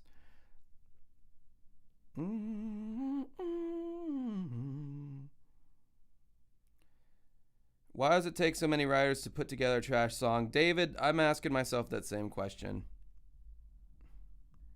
Hustler and Mad Magazine have more credibility. Yeah, probably. Thank you for singing the songs and listen. It's my fucking pleasure. It's fun to me. I always thought that picture was hot as fuck. What if Carly Rae Jepsen's kind of ass? No, I agree. I think Carly Rae Jepsen's pretty fucking cute. I met a Swiftie in a bar. Our conversation didn't last long. Would you make a Boomer Rick Band top 10 video? I don't know what that means. I knew a nutty Asian guy who was really into brujeria. What's your opinion on Grand Theft Auto 6? I don't like the controls on Grand Theft Auto games. I mean, I played the fuck out of Grand Theft Auto 3 when I was younger, and then I tried to play like 4 or 5, and I don't know, it just controlled weird to me. Like, it wasn't like, I don't know. The controls didn't feel good to me, so I just gave up on it. It looks like a game I would like, but I don't know. I feel like this will be divided into 4 or 5 parts as slow as it's going. I think it will be like this. Yeah, you're probably right. I mean, I'm stopping to read the comments because that's the whole thing about doing a live stream is interacting with the people in the chat. That's what makes it fun. So if I just wanted to make a video where I didn't acknowledge you guys, I would just do an edited, pre-made video and then just respond to your comments after the fact. But the fact that it's happening in real time is what makes it fun. And yeah, anyway. You're right, though. I am kind of dragging ass. What, Tom Sawyer? Oh, Limelight. Okay, they put Limelight before Tom Sawyer. Interesting. Yeah, I agree. All about it. Should have been higher. Let's at least get to 400. Ramones. Sheena is a punk rocker. Yeah, I mean, this is like one of the first punk bands, and I totally agree that any of their songs should be on here. I like how even their writer names, they just went with Ramone. They didn't use their like actual name. Writers: Dee Dee Ramone, Joey Ramone, Johnny Ramone, Tommy Ramone. Like, that's funny. It's kind of cute. What do we got here? Pet Shop Boys, West End Girls. Yeah. I agree. It's a good song. Distant gamble, them and guns, East Side Boys and West End Girls. West End Girls. Ba-down, ba-down. Yeah, it's a good song. Eddie Cochran, Summertime Blues. That's a classic. It's been covered several times, including by my beloved Rush. I think the song's kind of corny, but, no, it's a different generation of people, different kind of mindsets back then. The Who covered it, didn't they? I hope that's the same Summertime Blues I'm thinking of. 'Cause there ain't no cure for the summertime blues. Prince, Adore. Not familiar with this song. This album cover is interesting. I'm not a big Prince guy, so I don't know a whole lot about Prince's lore. I know that's his guitar just on the ground there, chilling. He's a hell of a musician, I know that. What next? We got Pete Rock and CL Smooth. They Reminisce Over You. I have never heard this song in my life, but apparently it's better than all the other songs we just talked about.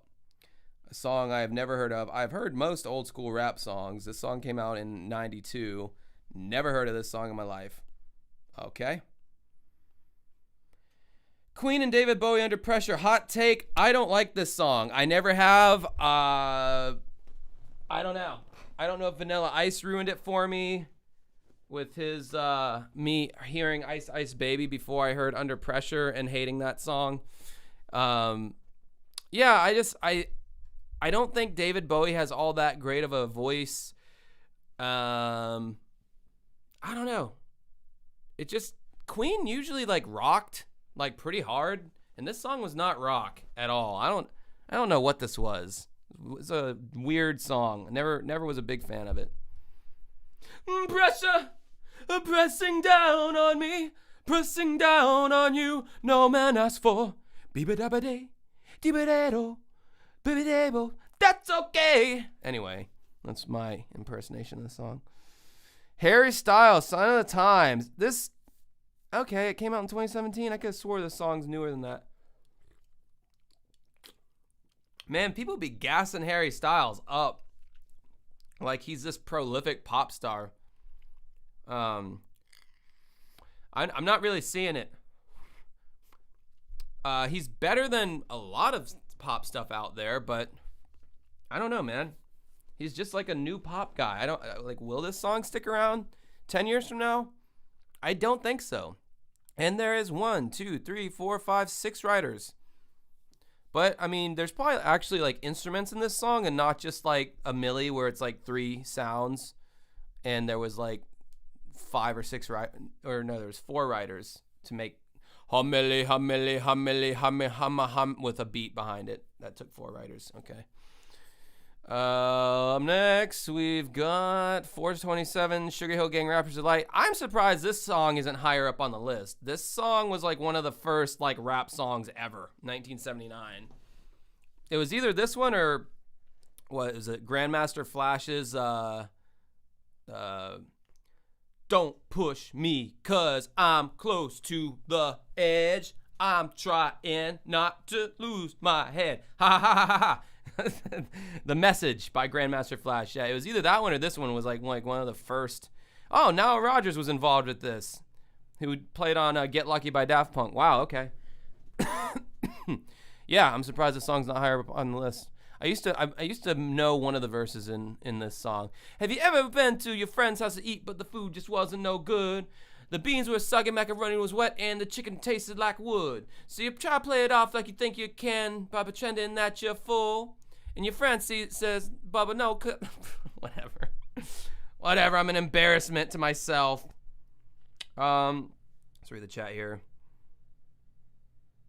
Thank you, Black Metal Gamer, for your $1 super chat. I love the Ramones. Who doesn't? You gotta like at least one of their songs, unless you like hate punk rock. Then Ramones are great. Misfits too. Don't get me started on New Misfits. I like the song Dig Up Her Bones. I think that's a good song. Walk me to the ground above. Whatever he says. Dig up her bones.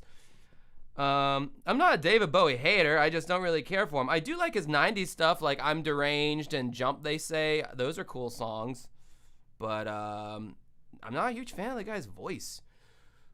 Come on and dance the blues. Let's swing. Swing to the moonlight. I just don't care for his voice. I only know Sign of the Times by Prince. Yeah, I know. That's the only one you probably should know. Yeah, The Message, right? What Under Pressure is awesome, maybe because it's a nostalgic song for me, and I'm with you on David Bowie in general. I'm not a huge Bowie fan except for this song. Listen to his 90s shit. I don't know. He got a little. He did some cool stuff in the 90s, I thought. My boss tried to sing Rapper's Delight karaoke once, but he kept forgetting words all the time. I don't understand people who forget the words to a karaoke song when I literally have the words on the screen for you to read. I didn't understand that. Okay, let's move on here. Oh, I'm already pissed off. What song is it? Super Bass. That song kind of stood the test of time. People still request that song at my gigs. I feel like I'm uniquely qualified to do this for the simple fact that I'm playing music week in and week out of my job, so I hear what people are still fucking with. I see the songs they still want to sing. So I feel like I'm able to actually comment on this and say, like, well, are people still listening to this song or aren't they? And yes, people still fuck with Super Bass. So I feel like it should be on this list. How many writers does it have? 1, 2, 3, 4, 5. Yeah, wait. 1, 2, 3, 4, 5. No, 6. This Super Bass has 6 songwriters. Jesus Christ, dude. Pop music and rap. They can go to hell. Muddy Waters, Manish Boy? That's a creepy name for a song. Never heard it, but Muddy Waters, he's a classic blues guy. Sure, throw him in there. Blackstreet, No Diggity. I can tell you, people still request this song to sing at karaoke. It's a good song. It's got that Philly swing when that was popular in the 90s for hip hop acts, R&B acts. The Philly swing. Just think Motown Philly by Boyz II Men. This song kind of had that feel. Blackstreet. Did they name that? Were they trying to was that like a play on Backstreet Boys? I think Backstreet Boys' first album came out in 1995. I don't know when Blackstreet's first album came out, but I always wondered if it was like you're Backstreet? Well, we Blackstreet. You know, we're the black version, yo, cracker ass. Fiona Apple, Criminal. Yeah, great 90s song. Weirdly sexy music video, although wasn't really into the whole heroin chic that was hot in the 90s for some reason, where women got like rail thin, like no body whatsoever. And now I just came across as a misogynist. Wow, Fiona Apple was the singular writer on that song. That's fucking impressive. I don't know if you guys know this about the music industry or studio politics, but if you play drums on a song, because this song Criminal has drums. If you play drums on a song in the studio, if you play bass guitar on a song in the studio, even if you play guitar on a song in the studio, if you're playing the chords that someone else wrote, it doesn't matter if you played the bass or the drums in the studio recording of this song that everybody knows and loves. You're not a writer. You don't get a writing credit for that. You get a mechanical royalty for actually playing the instrument on the song, but you are not a writer. Whoever comes in with the chord progressions, the melody, and the lyric, that is the writer of the song. It doesn't matter if Fiona Apple didn't get behind the drum set in the studio and physically play the drums, although she might have, I don't know. That doesn't matter as long as you're the one who wrote the lyrics, wrote the vocal melody, and wrote the chord progression. You are the sole writer. So she wrote the chords on the piano because she's a pianist. She came up with the lyrics and she came up with the melody. So she gets sole writing credit. Probably made a lot of money off of, or her record label stole all of it because record labels are the devil, especially back then. Now they're understanding that their relevance is waning and people really don't need them anymore.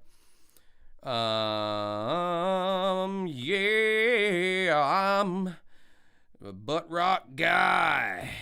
Nickelback is my favorite band. Hell yeah. Fiona Apple has a lot of great songs. I know I need to get more into her stuff. LOL, Dig Up Her Bones. I just played Turbo Fest and we played that song and our singer was like, this song is 20 years old, get over it. And we went into this song. I get that there's a lot of diehard Misfits fans out there and to them, Danzig will always be like the OG guy. But apparently, is there like a lot of hate for the quote unquote new Misfits? I mean, it's just the new singer, right? I mean, Doyle and the other guy's still in there. I don't know anything about Misfits lore, so pardon my ignorance. No Diggity was a huge hit, but there are thousands better tracks from that genre. Yeah, I mean, Belle Biv DeVoe's Poison is an example of a song that's better than No Diggity. Poison, poison, all those hard P sounds. If I was right on the mic, that would have just blown your ears out. She wrote the song on piano and wrote the melody, and they all bill off the. Yeah, right. That's why she gets sole songwriting credit. Yeah, all I know about Fiona Apple is that she had an album with a ridiculously long title that I don't remember. Yeah, it was The Spindler's Wheel with the yada, yada, yada. Yeah. How much money does one of 4 writers get for these songs? I would totally sell out to be one of the writers on some of these top 40 country tunes. I don't know. It depends, I think, on like how big your contribution was to the song. So yeah, it just depends. Oh, we got emo bassist. Honestly, I prefer Michael Graves and Danzig and the Misfits. I'm sure that's a hot. I'm not a big enough knower of Misfits lore, but I'm sure that's a hot take in the community. All right, let's move on down this list. Let's attack this list with fervor. Craig Mack featuring Notorious B.I.G., LL Cool J, Busta Rhymes, Rampage, Flava in Ya Ear. Damn, how have I never heard this song? This is like an all-star cast of people, and it's only got 3 writers. That's crazy. Does that mean that none of those rappers came up with their own lyrics? That is what that means. And this is not a new thing in the rap world at all. Especially nowadays. Good Lord. Hardly any. Drake has so many like ghostwriters that like dude probably hasn't written a single original rap his whole career. He's an actor, dude. Aubrey Graham was an actor on a kids show that I watched when I was a teenager. Don't judge me. He was on Degrassi. He's an actor, and then now he's playing the role as like the hard ass rap guy, rapping other people's lines. It's it's the name of the game, baby. No pop music is real. That's why I don't fuck with it. The Smiths, How Soon Is Now? Abso-fucking-lutely. I like how Smiths is higher than all this other shit. This is a great song. I love that guitar slide effect that they used. Yeah, in this article, with its engulfing molten guitar intro and enormous drums, it did have some enormous drums. The drums were very big on that record. How Soon Is Now, which began life as a B-side, go figure that one out, grew to become a bona fide club hit for the Smiths. Jeez, club maybe in the 80s. Guitarist Johnny Marr wanted a riff that would be inescapably recognizable.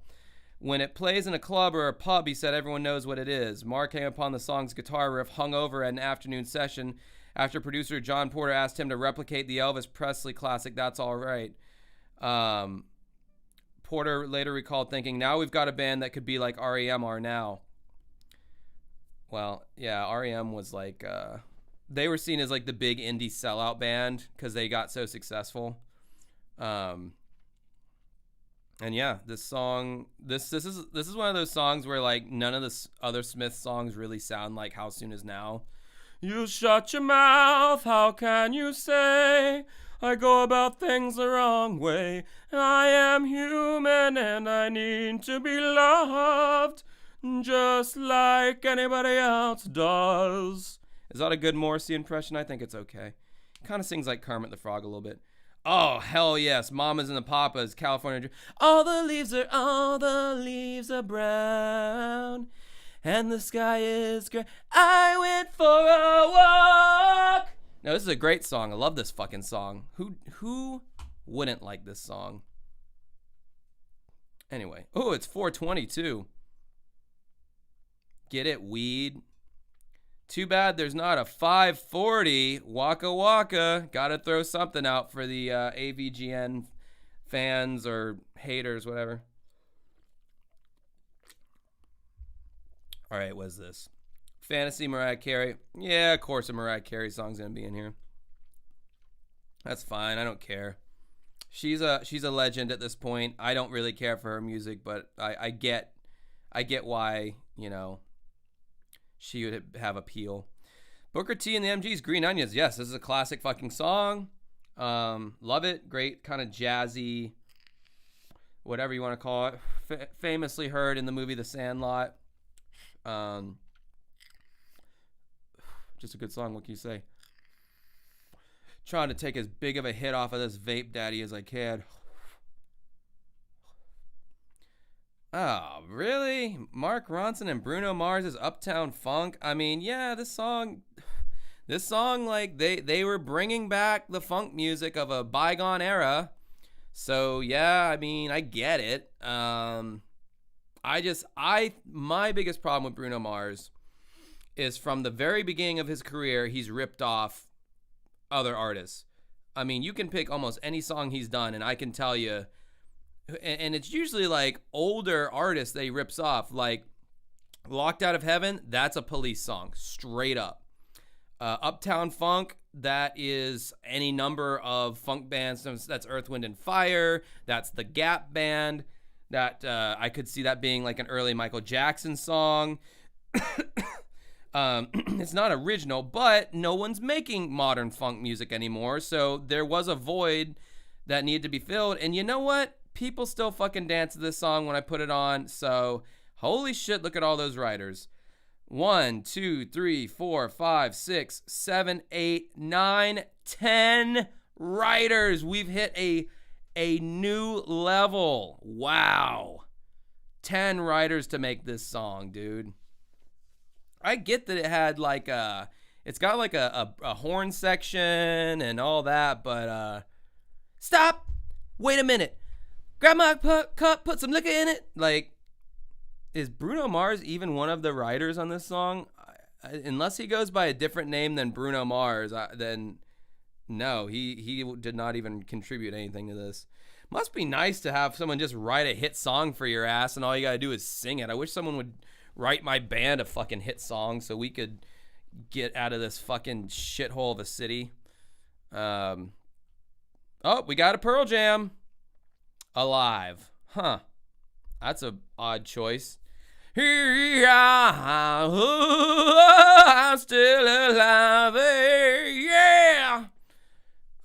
Yeah, I mean, I think, what, is this the first grunge song that's... No, Come As You Are. Wait, Alive is better than... Well, Come As You Are is kind of ripped off from Killing Joke, so okay, fine. I don't like Pearl Jam all that much. But, ooh, a Depeche Mode, Enjoy the Silence. Figures this song would be on the list out of all the Depeche Mode songs. I hope they have some higher up Depeche Mode songs, because this is not their best song by any fucking stretch of the imagination. All right, chat, what do you guys got to say?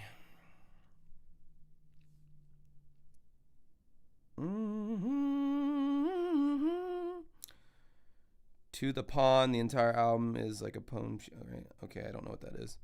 That song is classic. So Drake is Bimmy of rap. Yeah, kind of, if you want to look at it like that.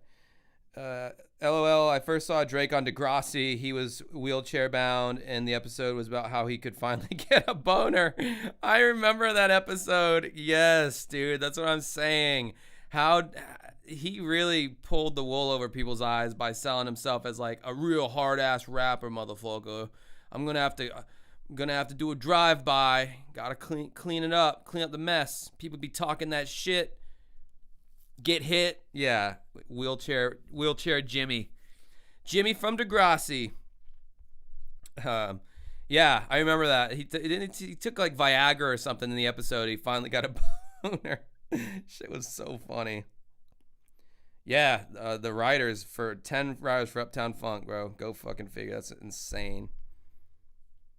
Yeah, an actual round table to write Uptown Funk. Yeah, that's what I'm saying. It's like, how do we synthesize all the elements that the kids will enjoy? Yeah.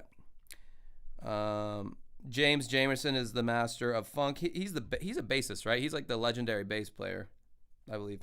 Pearl Jam's Kings of the Jarl. Right, they invented the Jarl. There would be no post-grunge Days of the New. There would be no, I finally found a reason, I don't need an excuse. I got this time on my hands, you are the one to abuse. Oh! There would be no that. Eddie Vedder walked so that Days of the New could run, so that Creed could sprint, so that Nickelback could fucking take a hoverboard. Bruno Mars' real name is Peter Gene Hernandez. I did see that name in the credits. Okay, so he did have something to do with writing it. I did not know that. Peter Gene Hernandez, huh? Starting to get good at the song. Starting to get good songs on the list. Yeah, I would say so. I didn't know Drake was Canadian. Oh yeah, dude. Yeah, he's very Canadian. His like second album, Views, second or third album, he's sitting on top of the Toronto Needle or whatever the fuck that building's called. He definitely shouts out Canada every now and then, but I think he does the more he can not mention it and appear American, I think the better, for his image.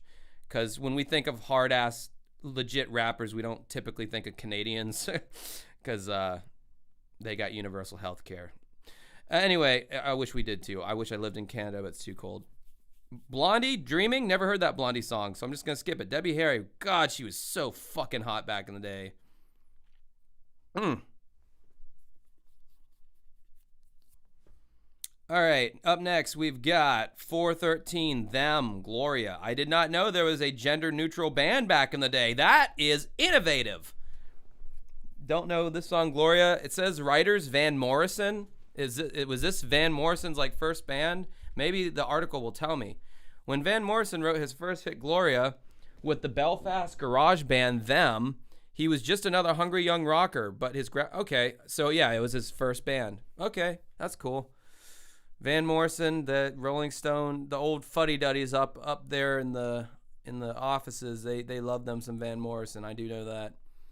What the fuck is this? Nina Cherry Buffalo Stance came out in 1988. Never heard this song. And I always try and put an element of rawness, which is probably sex, into what I do. I don't know is this a rap song? Yes, a searing dance track featuring the first rapping by a British woman most Americans had heard. I'll have to check this song out. A rapping British techno song. Okay, I've heard it all now. Wilco, oh man, they are fucking indie darlings. It's their Yankee Foxtrot Hotel album. Just so many people had a boner for that album when it came out, man. I couldn't get into it. I listened to Heavy Metal Drummer thinking that there might be some heavy metal drumming in there, and there was not. It's about a girl who falls in love with a heavy metal drummer. And it's kind of a weak-ass song, in my opinion. The whole Wilco is not a band that... I would like to... Can someone explain to me why Wilco is good? Like, I can't figure it out. I like that genre of indie music, but I don't know.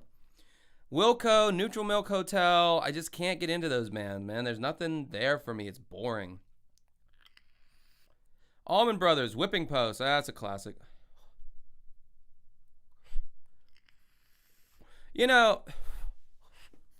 That's a shame that Everlong by Foo Fighters is like that low on the list. That is a classic alternative, like post-alternative rock song. Like, that song is like legendary. That's probably the Foo Fighters' best song they've ever done.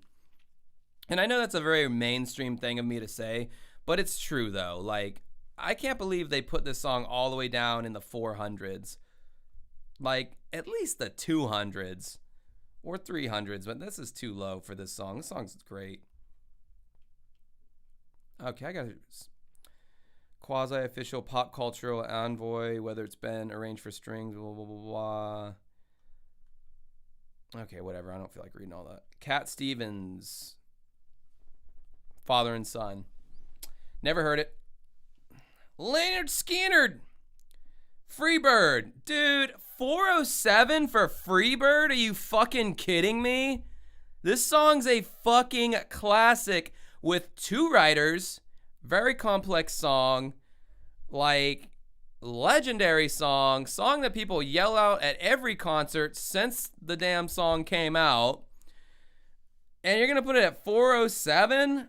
Man, that tells me a lot about what this list is going to look like.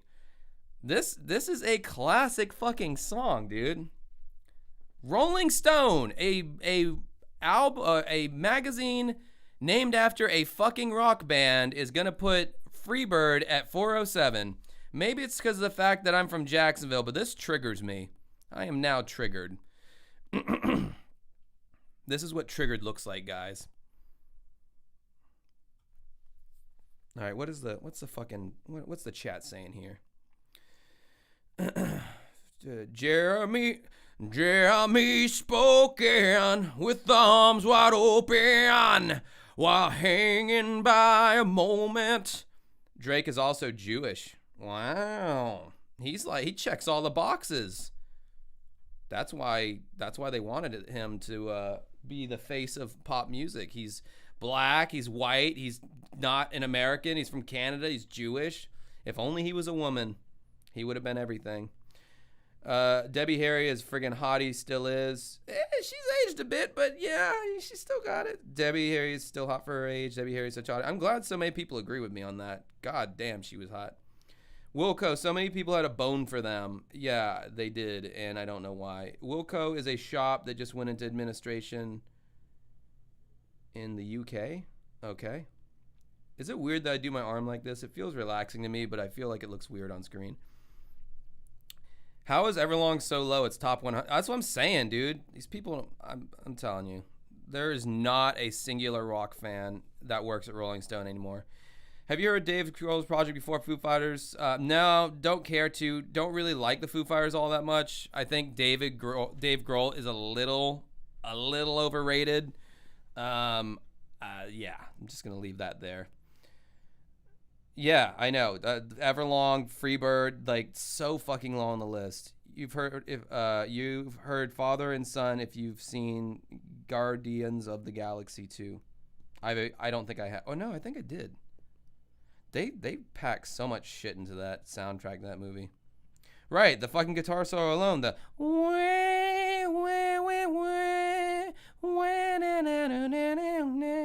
that's a classic fucking musical sound, dude. That belongs in a museum. Honestly, the only Leonard Skinner song you know is Sweet Home Alabama. Dude, get off the radio, man. Like they're a Southern rock band, but for a Southern rock band, they are damn good. In fact, I like Southern rock. I like 38 Special. I like Molly Hatchet. I like Leonard Skinner. I like Southern rock. I don't like country, but I like Southern rock because they put some musicality into it. Come on, some fucking panache. I think Dave Grohl's a lot overrated. Yeah, I think a lot of people think that too. I just think he's kind of overrated. He's accomplished a lot in his life. I actually read his autobiography that he put out recently, and just like I thought, he just says nothing but like he just makes himself out to be like the number one dad. This like I'm just this awesome person. Nothing bad or wrong has really ever happened to me. Like it's like he's pretty much has the polar opposite personality of Kurt Cobain. Like Dave Grohl acts like he's never been depressed a day in his life, and it's like your life can't be that perfect. But maybe, dude, some people in life just get lucky, and their lives really are. Just everything just kind of works out for them. Not saying he didn't work his ass off, because he did, but he also had this mental health aspect. He was healthy upstairs, so he was able to do all that stuff. And a lot of us aren't blessed with good mental health. Me being a top candidate for that. Dave Grohl has admitted he's not so great. Yeah, not so great is still pretty good, though. What else? Dude, Skinner has dozens of hits. Yeah, they do. They really do. Black Oak, Arkansas is also great. Haven't heard of them that much. Oh, wow, 38 Special. That reminds me of Great White and White Lion. law fast way. My dad had so much A's cock rock. My dad did too. 38 Special, that song, they got like Caught Up in You. That's my favorite song. I'm so caught up in you, little girl, and I never ever thought I would be. That's a great song. I don't have the range to even remotely come close to that. That motherfucker can sing high. Run DMC, Sucker MCs. Now, Run DMC 100% deserves to be on this list, and they'll probably have higher up songs on here. But yeah, so I feel like Sucker MCs was one of the first songs they put out. And look at this. Daryl McDaniels, Joseph Ward Simmons, Lawrence Smith. The three guys in the band. Dude, hip-hop used to be so much more of an honest art form, and now it's just this big, bloated commercial fakery. These guys aren't real thugs. They're not real gangsters. They've never been fucking shot. That's why everyone sucked 50 Cent's dick, because he actually was shot, and it was like, oh, you actually do the things you rap about. Back in the day, though, it was like it was still real, and it was an art form, and nobody was really trying to out gangsta each other. Just the whole genre has gotten so corrupt, at least the mainstream shit. Now, obviously, you have your MF Dooms and your Talib Kweli, or however you say his name, Common, and you got the conscious cats and the rappers who have substance, but for the most part, you know, the Migos and then the Metro Boomin and all that shit. That's all just vapid crap. But no, Run DMC, they're legends.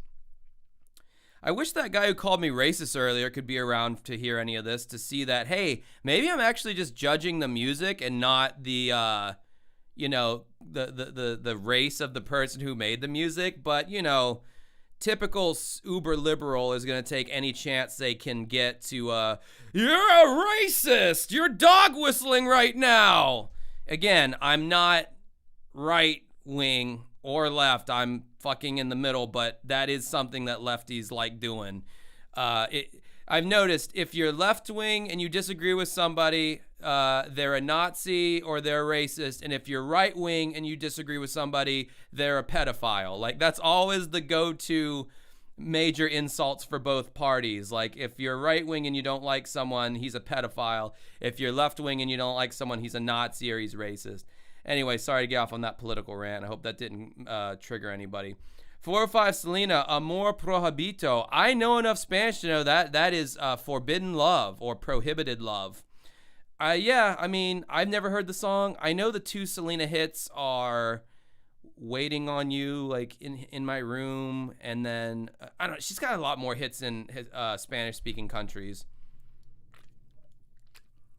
especially Mexico. Mexicans loved Selena because they were one of their own or whatever. And you don't see a lot of Mexican pop stars cross over to universal appeal in the way Selena did.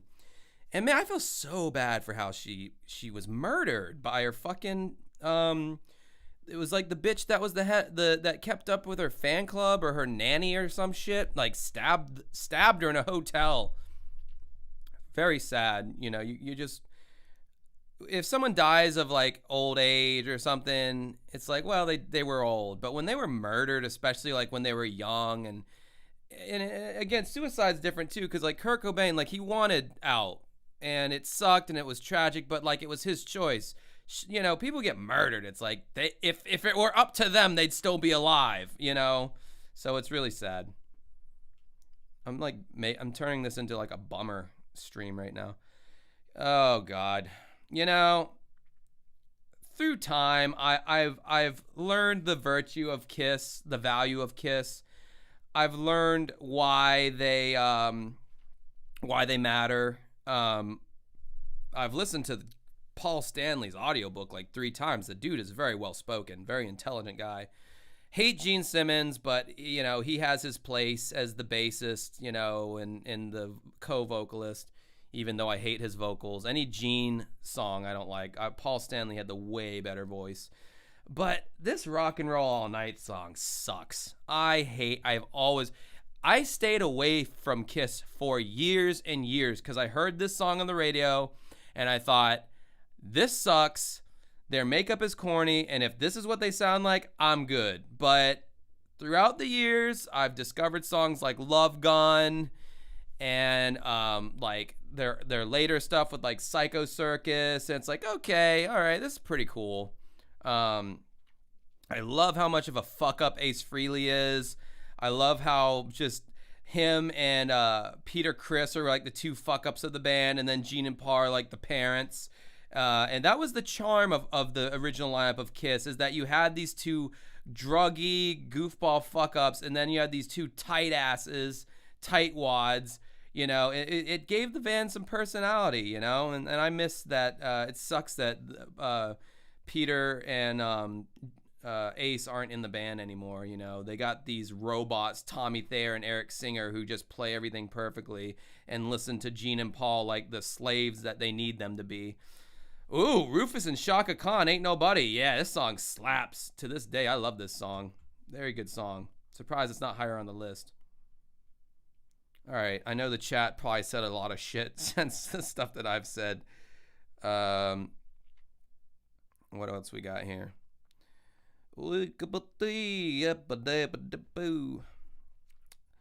Actually, Jam Master Jay was murdered. Yeah, I know he was murdered. And they stopped being a group after that. Yeah, after he got murdered, they shut it down. Dave Grohl compared himself to Meg White compared to Neil Peart.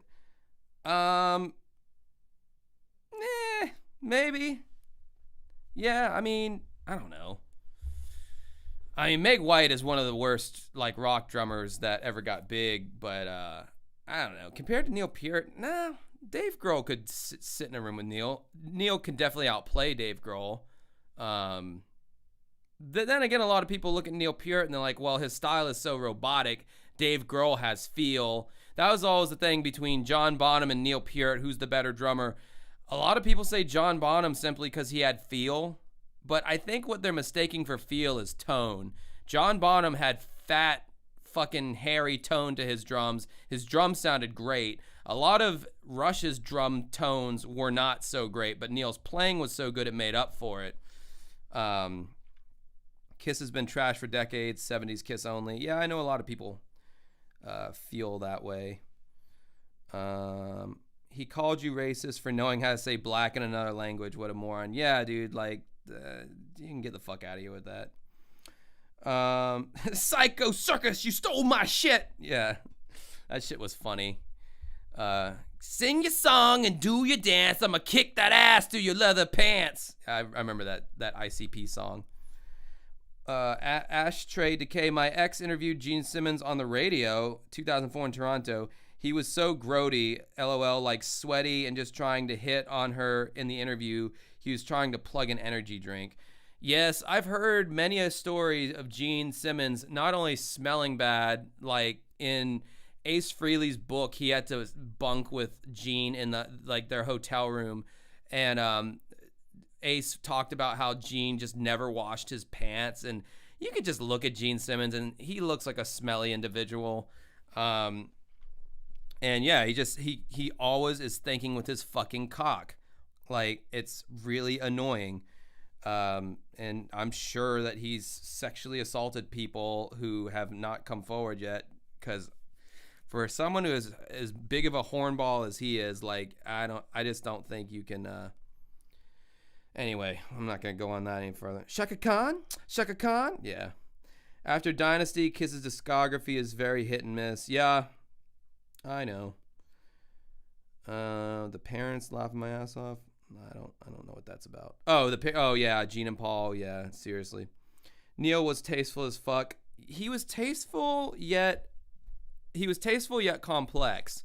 So I would never say he overplayed, but he did play a lot, but it was still tasteful. I agree.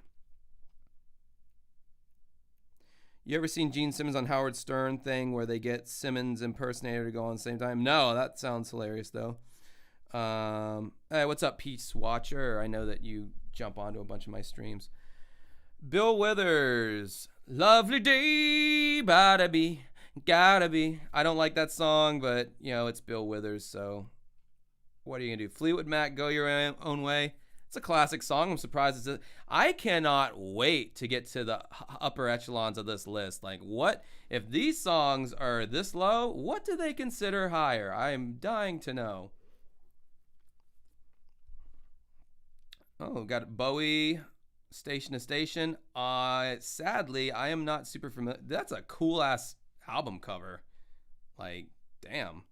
He's like walking out of one of those at bars, you know, they have those like rubber mats where you put your drinks down on. And he's walking out of one of those things. I mean, that's cool. Yeah, I've never heard Station to Station. I'm not a big Bowie fan, guys, so of course I am. Sylvester, You Make Me Feel Mighty Real. This was like a dance guy, right? Like techno, like before it was techno, like disco or whatever. The San Francisco singer and queer icon Sylvester had explored rock and soul on earlier recordings. He soon adapted to the disco that was then blanketing his neighborhood. The defiantly out and gay Castro. That's the neighborhood, Castro. Sylvester co-wrote You Make Me Feel Mighty Real with guitarist James Wyrick, blah, blah, blah, blah, blah. So he was like a pioneer of like gay and queer-centric music. Okay. Well, you know, it had to start somewhere. Duran Duran, Hungry Like the Wolf, pass. I don't like Duran Duran, and I think they sound 80s as fuck. Public Enemy, Bring the Noise. That song later went to be redid by, what's that band? Fucking Anthrax. Yeah, fuck, brain fart, sorry. Jeez, look at all those writers. I just got done talking about how old hip hop was like so real and legit. There's like 1, 2, 3, 4, 5, 6, 7, 8. I'm assuming 2 of those are Chuck D and Flavor Flav. And maybe the other ones are samples that were used in the song. I feel like that's got to be why that particular song has so many writers. This was at a time before the music industry still wasn't convinced that rap was going to do any big numbers. So this was before record labels would like ensure that these songs would be hits. In fact, the industry didn't want rap songs to become hits. They didn't want rap to be a thing, and it was kind of like the people broke down the doors, and it's like, well, this is gonna be a thing whether you like it or not, you know. And so once the industry saw that these rap albums were selling millions of copies, then all of a sudden they're like, oh, well, we're I'm sorry, Mr. Chuck D, we are now interested in working with you guys, and let us here's some writers who have written, you know, million selling hits. These people will work with you now and ensure that you also write, you know, top selling hit songs. I think that's I'm pretty sure that's how it went down. Elvis Costello, Allison. This is apparently a classic song. I've heard it a few times. Elvis Costello is a hipster king in that community. The hipsters all love Elvis Costello. Never really got into him, quite frankly. Africa Bambaataa and Soul Sonic Force, Planet Rock. Oh yeah, dude, this song slaps. Rock, Planet Rock. They sampled Trans Europe Express by Kraftwerk, which was pretty, like, one of the first uses that I can remember of sampling, coming out in 1982. But yeah, I thought that was a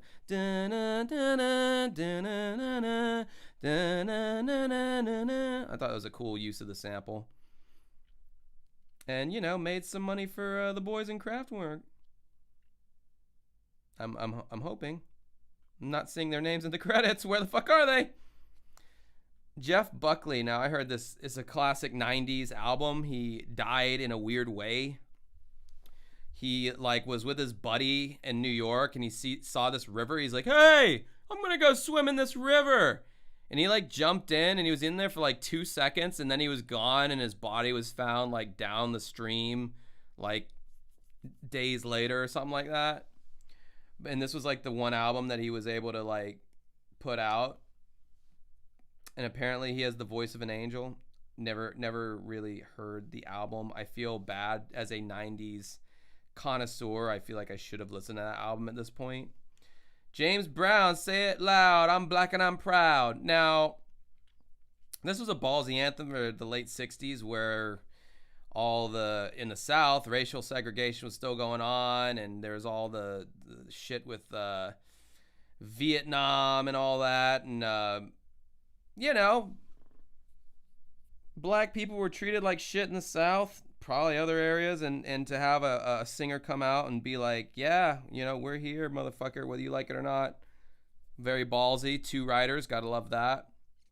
Gotta love that. What is this? Coldplay? Yeah, Fix You. I fucking hate this song. No way, 392. Get the fuck out of here. This song sucks. When you got someone that you can't explain, lights go down and I will try to fuck you. People sing this song at karaoke, and I swear to God, I hear all the girls do this collective, aww. Like, this is such a chick song. I hate this fucking song. Get off this list. It doesn't help that I don't like Coldplay in any way, shape, or form. All right, what else we got? What else do we got here? Eric Church, Springsteen? I've never fucking heard this song. I know Eric Church is a country singer. No idea, dude. Metallica, Enter Sandman, 390. Yeah, I could see that. You kind of got to give it to him. That song kind of like changed a lot of shit. You had like Nirvana, Smells Like Teen Spirit, and you had Enter Sandman the same year, kind of both like breaking the walls down of like, all right, all that 80s cock rock is gone. This is what we're doing now. Let me read the chat here. Man, you guys have... Okay.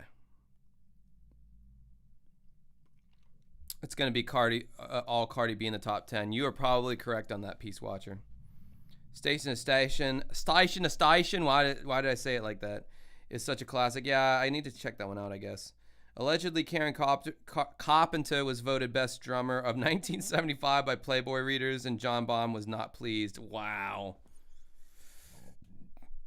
Jesus Christ, that is awful. Rumors is a classic album that deserves continue being upheld as one. Well, we're not talking about albums here. We're talking about singles. So the dynamics get a little different if we're just talking about songs. Number 1 is Dig by Mudvayne. That'd be fucking dope. I think it's a great song. No, calm down. Not that, Sylvester. Oh, man. I hope Sly's aware that I'm doing this right now. Cardi B is in the top 10. LOL, Fantano wrote this article. Oh, did you go? No, you didn't skip ahead, did you? And you just spoiled it for me? Oh, she better not be. Bro, if she's in the top 10, oh my God. I'm gonna have to do something about that. Anthrax did an amazing job covering that Public Enemy song. It was pretty cool.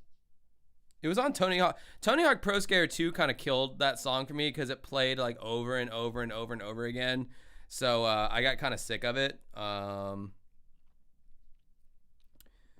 What guitarist got you into playing the instrument? I don't know if there's the guitarist per se. I just like I don't know. I just liked playing it. I picked up the guitar and it felt good, and I don't know.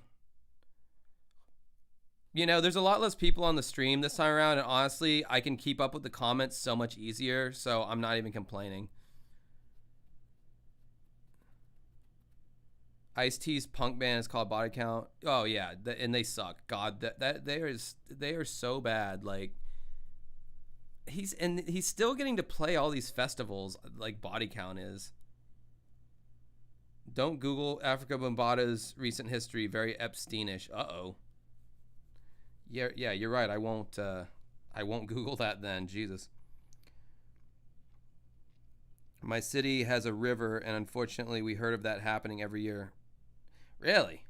I mean, I live in Jacksonville, which has rivers, oceans, everything you can think of, and yeah, I don't know.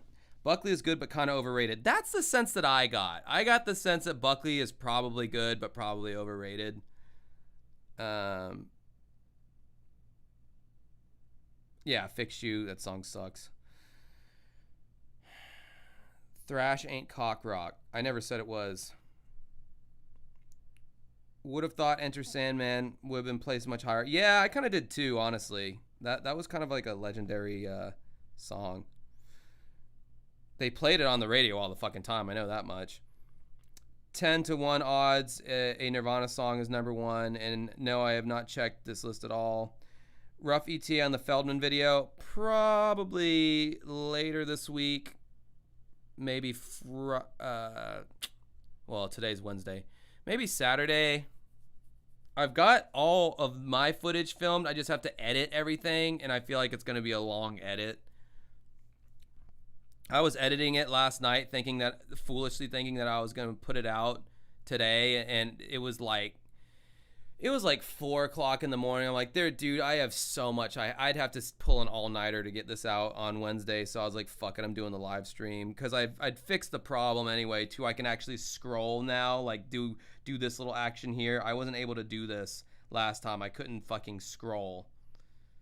Anyway.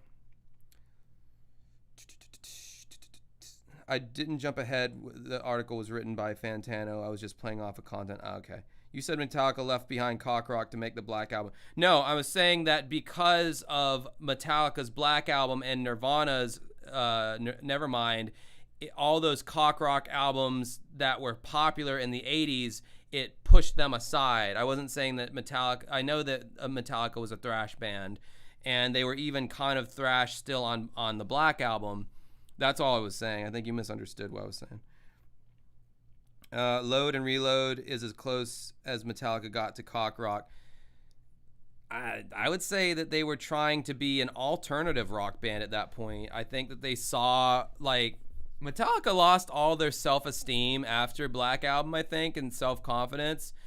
And they knew that they released this singular album that kind of had mass appeal, but they could never replicate it. So they started looking at, like, oh, well, what are the other bands doing that are popular? They did what a lot of companies and corporations do. They see, well, what are the kids listening to? And they saw that, like, alternative rock was big. So they shaved their hair and started wearing eyeliner and got piercings. And they're sounding like they're turning into me more and more. But anyway, yeah, they started doing all that. And pretty much ever since then, they've just tried to kind of... Aside from, like, maybe Death Magnetic, they've kind of tried to copy, like, what other people are doing to a certain degree. I don't know. I think they've kind of recently returned to form a bit more, but for a while there, like, I feel like Saint Anger was trying to kind of do Metallica's version of like nu metal, because there was no guitar solos. The songs were more like down-tuned. Hetfield tried to scream on one of the songs, and it was just like, bro, stop. You're never going to be nu metal. Just be Metallica. No one else can be as good of a Metallica as you. Pretenders, Brass in Pocket. I know I've heard this song, but I can't tell from the song itself what it sounds like. But yeah, Pretenders, sure. Classic. Oh, we got a DMX, Party Up. Okay, I could see this song. Y'all gonna make me lose my mind. Up in here, up in here. It was a classic song. It still stands up to this day, man. You can put it on and doesn't sound like it missed a beat in as far as it sounding aged. I mean, it does sound a little aged, but not as bad. All right, we got the New York Dolls, Personality Crisis. Never heard this song, but I know New York Dolls, hugely influential band, influenced Kiss, influenced a lot of bands. So yeah, they deserve to be here. The Kinks, Lola, yeah, classic song. Lola. All I can think of is fucking Weird Al's version. Yoda, Y-O-D-A, Yoda, yo yo yo yo Yoda.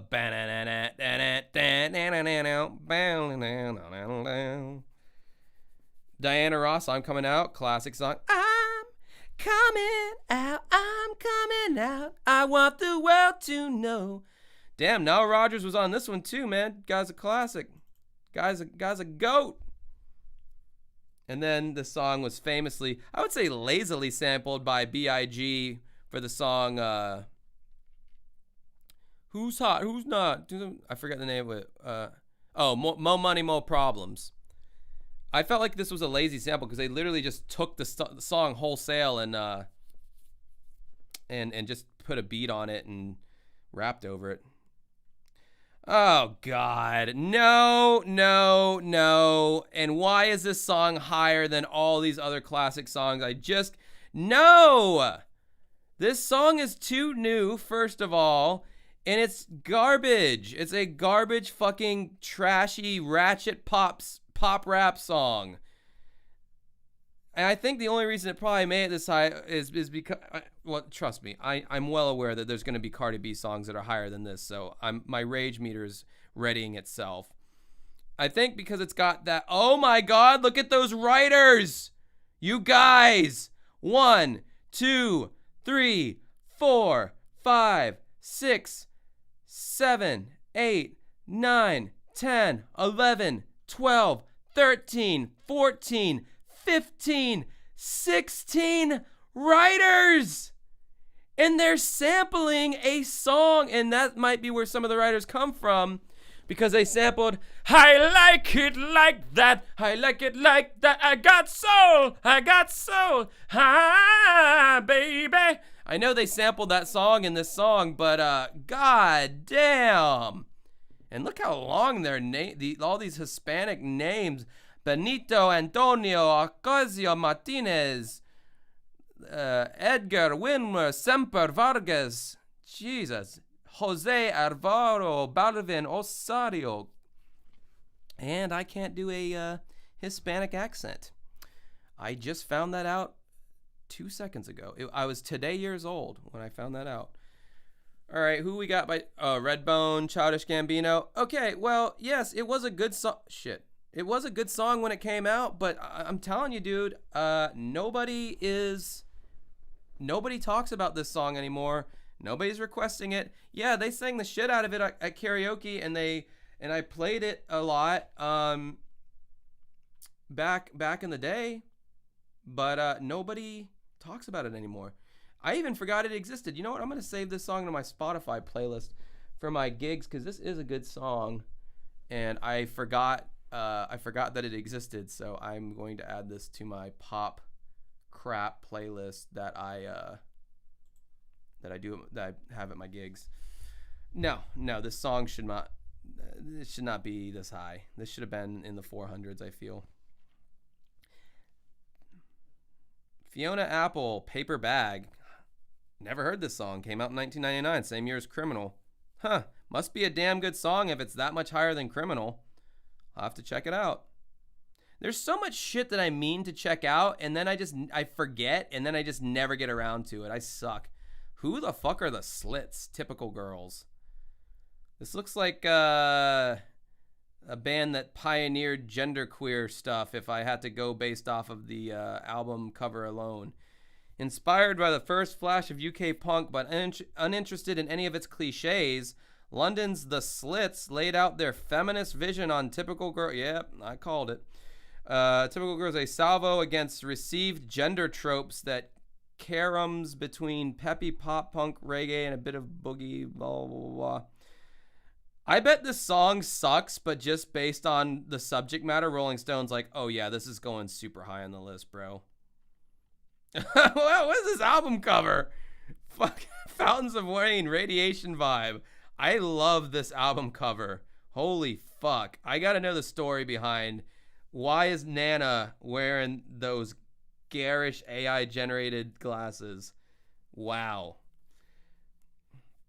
Came out in 1996. Did not know Fountains of Wayne had been around that long. I thought Fountains of Wayne named themselves after that fountain store in New Jersey on the episode of Sopranos. It was called Fountains of Wayne. I thought I guess maybe they knew about that store before Sopranos came out. Never heard the song. Apparently it's got some REM vibes to it. Okay. D'Angelo! We got us a D'Angelo, you guys, and thank God he is high up on the list. Untitled, How Does It Feel? Yeah, it was a decent R&B song. He's spinning around naked in the entire video, so if you're, If you're into muscly dudes, then that music video might give you a boner. Oh, thank God D'Angelo's kind of high on the list. Oh, Mr. Brightside, I'm so sick of this fucking song. Oh, it's so played out. Coming out of my cage and I've been doing just fine. Gotta get down because I want it all. All the emo kids sing this song at karaoke and they get so fucking hyped. And I'm like, bro, this song's over 20 years old. Get over it. So played out. You know when this album first came out, Hot Fuss, when this album first came out, I was in 8th grade. The big song off this album was Somebody Told Me. Somebody told me that you had a boyfriend who looked like a girlfriend that I had in February of last year. I'm not constipated. I just masturbated. That was the big song. It wasn't Mr. Brightside, but as the years went on, Mr. Brightside became like the revisionist history of single off this record. And tired of it. Tired of that motherfucking song. Motherfuck. The Cure, Pictures of You. That's a good song. Yeah, I like it. Good song. I've been waiting so long, looking at these pictures of you, that I almost believed they were real. All right, let's see what the fucking chats have to say. Hey, what did the chat say? I wonder how much this revision of their 500 greatest songs compares to the list from about 20 years ago. The Beatles' A Day in the Life was #1 in the original list. Oh, man. The top albums of all time, I can tell you, from the 2003 list compared to the 2020 list, it had changed a whole hell of a lot. And the 2003 list was a lot more accurate. And then they got woke. The Guy Liner. Yeah, talking about Metallica. I had so many goth friends who listen to Load and Really? By Metallica? That's crazy. Metallica greater than Megadeth in the 80s, but Megadeth has been way more consistently good since. Yeah, that's the impression that I get as well. Adam Dravian. Emo bassist DMX reminds me of playing Tiger Woods back in the day. Did they have a DMX song on one of those? You played those golf games, dude? Oh, man.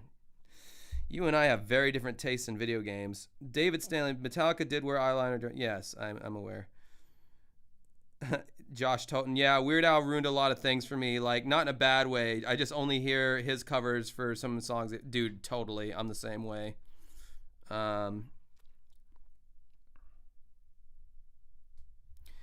Oh my God, Weird Al. I saw his live show and it was the best show. He did so many costume changes. He even brought an air-filled suit, fat suit for fat. Oh yeah, I've seen Weird Al like 3 or 4 times. His shows are like, you can't miss his shows. You must go to a Weird Al show. It's so entertaining. Like, I fucking love Weird Al, dude. Like, unashamedly huge Weird Al fan. No, in the Darth Vader voice. All the fucking writers on the Cardi B song. God damn. The writer credits look like processed food ingredients. Kinda, yeah. Cardi boring. I'm not allowed to say David Stanley's comment because I'll get canceled. Yeah,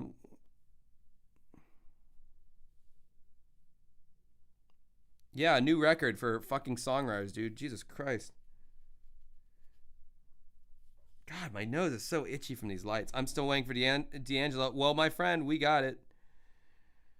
Let's see here. So many bands I listen to. Blah, blah, blah. D'Angelo. Yeah. D'Angelo managed to be higher than Cardi B. Yeah, that's good. That's good, though. We want that. We want D'Angelo. D'Angelo honestly should be #1 because D'Angelo is the greatest. The Killers was overplayed and I hate them. I agree. Killers was still better top 40 than top 40 today. I also agree. I agree with both statements. They are overplayed, but they also are better than top 40 of today. I've never heard anyone praise the Killers outside of their first 2 albums are all they got. That's all they got. Outside of that, nobody gives a fuck. The emo kids are so fickle. They only want like the 2 or 3 best songs by all these fucking emo bands, and then the rest of them they just discard. And yeah, the Killers have 2 records, bro, and that's it. Yes, I am going to sing every song that I know. Yep, every song I'm going to sing because I think it is funny hearing my awful singing voice out loud, and a bunch of people have to hear it. Had a girlfriend who loved The Cure. I never understood them. I just the Smiths versus The Cure debate. I take the Smiths any day of the week. Like, I don't know. Like, The Cure had some good songs, but I don't fuck with them, man. I don't really like them that much.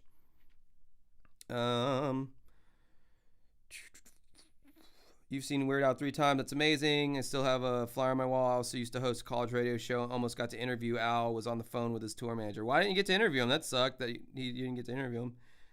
He just didn't have time in the end. Yeah, that happens. He's been Weird Al's been big since like the early 80s, so he's kind of a legend. Moving on. Who else do we got here? I'm going to have to end the stream here soon. I'm getting hungry and it's getting late. I got to eat and get ready for my stupid karaoke gig tonight. Merle Haggard, Mama tried. And she failed. Yeah, this is a classic country song. A lot of the dumb redneck fucks will sing this song at my karaoke gigs. Why do they have to be dumb, Josh? Just because they like that song? Kinda. It's kind of a cliche song to sing. So that's what makes them dumb. The Drifters, Up on the Roof. I don't know this one, so you don't have to hear me singing it, but the Drifters are a classic group. Who else? William Devon, Be Thankful for What You Got. Okay, now we're getting into shit I've never heard of. What is this? Devon was the one who rock comes. Yeah, I don't know this song. Oh, Hotline Bling. Really? No. That is a throwaway song. You used to call me on your... You used to call me on your cell phone. No, that song blows, dude. That's not a song that's going to stand the test of time. What does Hotline Bling, what does that even mean? And I know when that hotline bling, it can only mean one thing. Hotline like a phone, but bling means like jewelry. What? No, this song's garbage. Go away. I am surprised as hell it only has 3 writers, though, and Drake is one of them. That's very surprising to me. No, that song sucks. You totally missed the mark on that. Bonnie Raitt. I love this song. I Can't Make You Love Me. What a beautiful fucking song this is. Turn out the lights. Something. Cause I can't make you love me if you don't. It's such a sad, beautiful song that it just feels like a hug. I like that song. Elton John, Benny and the Jets. Hell yeah, I love this song. Benny! You know, when they did the song in the studio, the reason they made it sound like it was a live recording was it just felt flat. Like the dun, dun, dun, dun, dun, dun, dun. Like they just when they were recording it, like the vocals and the piano and everything just sounded flat and too studio-y. So they added the crowd, they added the slapback echo on Elton John's voice, and boom, it made the song sound right. It's like one of the first times I've ever heard of anybody artificially making a song sound live to like jazz it up, but it totally worked. Great song. It was later sampled by Alicia Keys on one of her songs. Buddy Holly, Peggy Sue, oh, I love you, Peggy Sue. Yeah, it's a classic song. I could see why it beats that high up. Buddy Holly died in the infamous plane crash. Okay, this might be the last song I talk about before we wrap it up and I read the comments. The Car Is Just What I Needed. Yeah, it's a great song. It came out in 78, and one writer, Rick Ocasek, because real music is made by not fucking 16 people. No, I love the synth in this song. The I love that synth line. And that hurt my voice. Okay. Where are we at here? Panic at the Disco only has 2 albums. The rest are just Brandon Urie. So yeah, a lot of Panic at the Disco fans say that. I've heard that. Danger, High Voltage. Don't know where that came from, but I like that song. It's a song about Bussy. What song is that? Hotline Bling.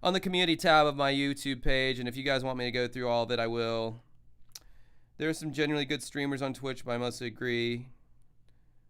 Okay, well, I don't know, man. Like, when you say creators get in trouble, like, what are they, like, trying to, like, hit on their, like, female fans or something like that? Or are they just, like, they're getting a little too loose with their lips and they're saying some politically incorrect shit? I mean, that's just streaming in general. I mean, you got to just not be a dumbass, I guess. I mean, I don't know. What's your favorite thing at Taco Bell? I like potato tacos. I get the chicken quesadilla and the Nacho Bel Grande usually. I was getting the Crunch Wrap, but man, those things just don't hit the same anymore after the pandemic. Taco Bell has tasted different after the pandemic. Who hit on underage girls? Yeah, that's what I was assuming you were getting at about Discord and all that. Yeah, I was saying, yeah, don't be a dumbass on there. Like, it seems like a grooming system. Yeah. And honestly, I don't think I have many female watchers. I looked at my stats, guys. I know what my stats are. I have like a 90% male audience that watches my videos. So I don't know. I mean, like, growing up, some of my best friends were women, so like I have no issue talking to women. So I don't think if I made a Discord or whatever, I would use. I mean, I know I wouldn't use it in that way. PC from VCS, people always start shit in Discords and then they'll bring it to you and ask you to solve it. Oh, so like, okay, so it's like, so you're saying it's like a chat room and you guys are hanging out in there and then stuff gets started and it snowballs. And then before I know it, I've got drama on my hands that I'm not even fucking involved with, but now I have to deal with. That does not sound like an ideal situation for me. These shirts, shit. I can put a link in the chat where you can get one of these.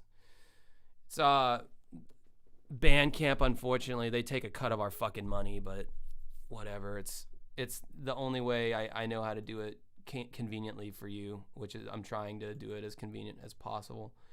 So I'm dropping this link in the chat. This is where you can go if you want to buy our merch.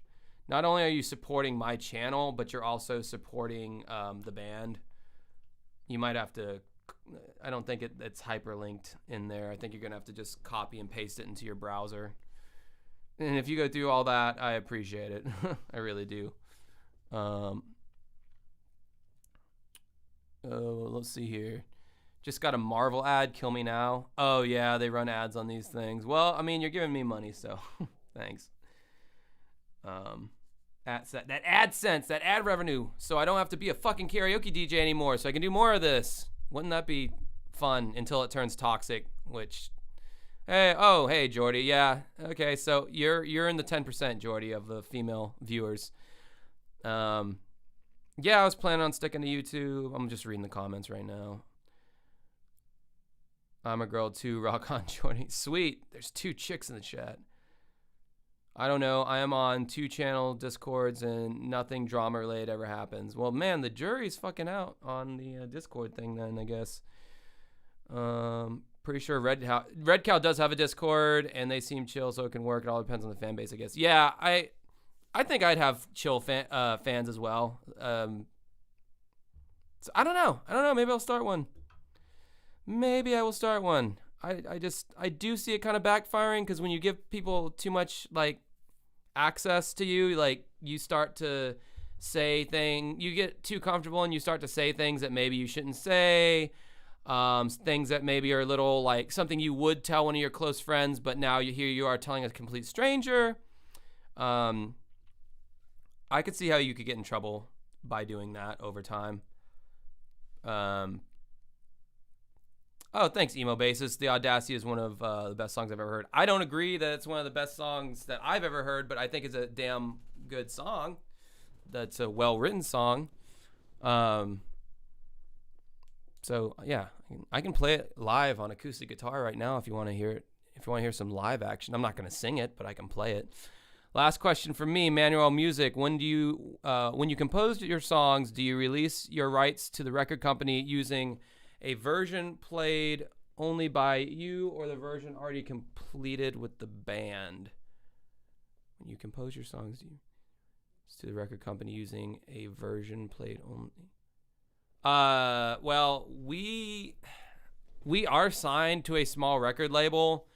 They don't do shit for us, really. Sorry if you're record label, if you're catching this live stream, but I mean, the only thing they really do for us is when we put out a new single, they'll get us on a couple of playlists and they'll get us some interviews with some really small publications. They don't own the rights to any of our songs. It's more the distributor. The distributor is like for like TuneCore, DistroKid, CD Baby are all distributor websites. You upload your song through the distributor, and then the distributor sends the song out to everywhere. Every single digital music platform you can think of, Spotify, Apple Music, it sends it to YouTube, and that's when the copyright system gets put into place. So even if I used one of my own songs in my own video, it would still flag that video as being unable to be monetized, and all the money would go to my TuneCore account, which does indirectly go to me, but they pays so fucking little in ad revenue that it's worth it to, like, YouTube ad revenue pays more than like TuneCore would. It's a long story. So anyway, Red Cow is cool. I don't give a fuck about macaroni and cheese though. Yeah, I mean, I watched a couple of their Box Mac videos, and I thought they were well shot. They looked like something you'd see on the Food Network, but yeah, I just can't. I can't really get into the macaroni and cheese stuff, but I literally love their podcast. I love their takes on most things. Frankie is like one of the most intelligent people, like just his off the cuff, like when he's just speaking off the top of his head. He's so funny, and like his comedy is so smart. Like, I'm very impressed by that guy in general, and it's rare that I meet people that I'm impressed by. Like, but yeah, man. EJ seems like a cool dude as well. EJ is the guy that you go to the bar with and get fucked up, and then Frankie's the guy you come home to and have lively philosophical debates about life. That sounded like I was married to both of them just then, which was creepy. Oh well. Let's see. What else do we got in here? I like when they talk about Bimmy and other slob news. Yeah, you and everyone else. I'm sure people want me to talk about that, but I am kind of tired of talking about it, quite frankly. Kind of tired of that that topic. That's all I'll say about that. Let's see here. Get a new label. Yeah, we would love to sign to a bigger and more prominent indie label that can actually do more for us, that has a bigger name. Maybe if this channel gets big enough, I'll have some kind of weight to throw around. Like, hey, maybe if my channel gets like 50,000 subscribers or 100,000, I can use that as leverage. Like, hey, I have a fan base, to entice a better label to work with us. That would be cool. It sucks rock just isn't the cool thing anymore. Boy, ain't that the truth. That I don't think any band is having a good time of it right now, trying to make it in the industry. Yeah, it's a shit show. People just don't want to hear rock. Or they do want to hear it, but the record labels ain't. They're not programming it on the radio stations. Viacom owns all the fucking terrestrial radio stations. There is no independent DJs anymore. It's all centrally controlled. Ryan Seacrest is the centralized host. You might have a DJ as like a personality on camera, but they are not programming the songs, guys. The songs come pre-programmed with the music the label wants you to hear, and gone are the days of like how Rush got discovered in Chicago or Milwaukee or whatever, where some DJ lady got the single Working Man from Rush's record label. She heard the song, liked it, took a chance on it, played it on the radio, the boards lit up. Same thing happened to Creed as a more recent example. This local Orlando station played a Creed song on the radio. The boards lit up. They loved it. And that's how they blew up. That just don't happen no more. That ain't happening again. There is no independent DJs. They've all gone to the internet. They're all doing these internet DJ things. And guys, I got a dirty little secret for you. Nobody listens to those internet radio stations. There are so many internet radio stations. Nobody listens to them. Why are they going to listen to them? When you got Spotify, you got Pandora is still a thing that exists. Why am I going to go to some no-name internet radio station? And God knows our band, and I'm thankful to these people, but our band has been played on so many of those internet radio stations, and it's like it did nothing for us because they have no listenership. They've got like 40 listeners. I don't know, man. Once you get me started on the music industry, I can fucking blather on aimlessly. Frankie's book saved my life. Did you read or listen to Frankie's audiobook or his book that he put out about the making of having fun up there? It's a really good read or listen or whatever. Like I really enjoyed it. If you like Frankie, then you should check that book out for sure. I will gas up Red Cal till the day I die. I talk with Frankie for Red Cow every once in a while. He gave me his book for free. Good guy he is. Yeah, he gave me the link to his audiobook as well when I expressed interest. And he gave me links to check out his movies. But that was for preparation for me to be on their podcast to talk about their movies. I'd love to be on their podcast again. I just want to come up with a good idea for me a good reason for me to be on the podcast in the first place. Yeah, so until that happens, I don't want to just be like, guys, can I be on your podcast just to be on your podcast? I have this dead-eyed look right now, but that's because I'm reading the comments instead of looking directly at the camera. Why do people keep talking about fucking Newt? Is this becoming a meme? Oh, speaking of Bimmy, do you see the newest Pat the NES Punk video making fun of the completionist? Yeah, I posted about it in the community. It was the cringiest fucking video I've seen from him in a long time. The dude is not funny. Man, he tried to do this whole thing about doing a send up of what happened to Gerard, but using Italian pastries, and it was just yes, I get what you're doing, Pat, and it's not funny. It's cheesy. It's not funny. You look weird. The older the guy gets, the weirder his face just looks. And that fucking Italian fro got to go. He thinks his curly hair. He must think the ladies love his curly hair or something. But when he had short hair, he looked so much better. Cut that. And I know. Here I am talking about Pat when people are fucking making fun of my appearance all the time. It's karma. You're right.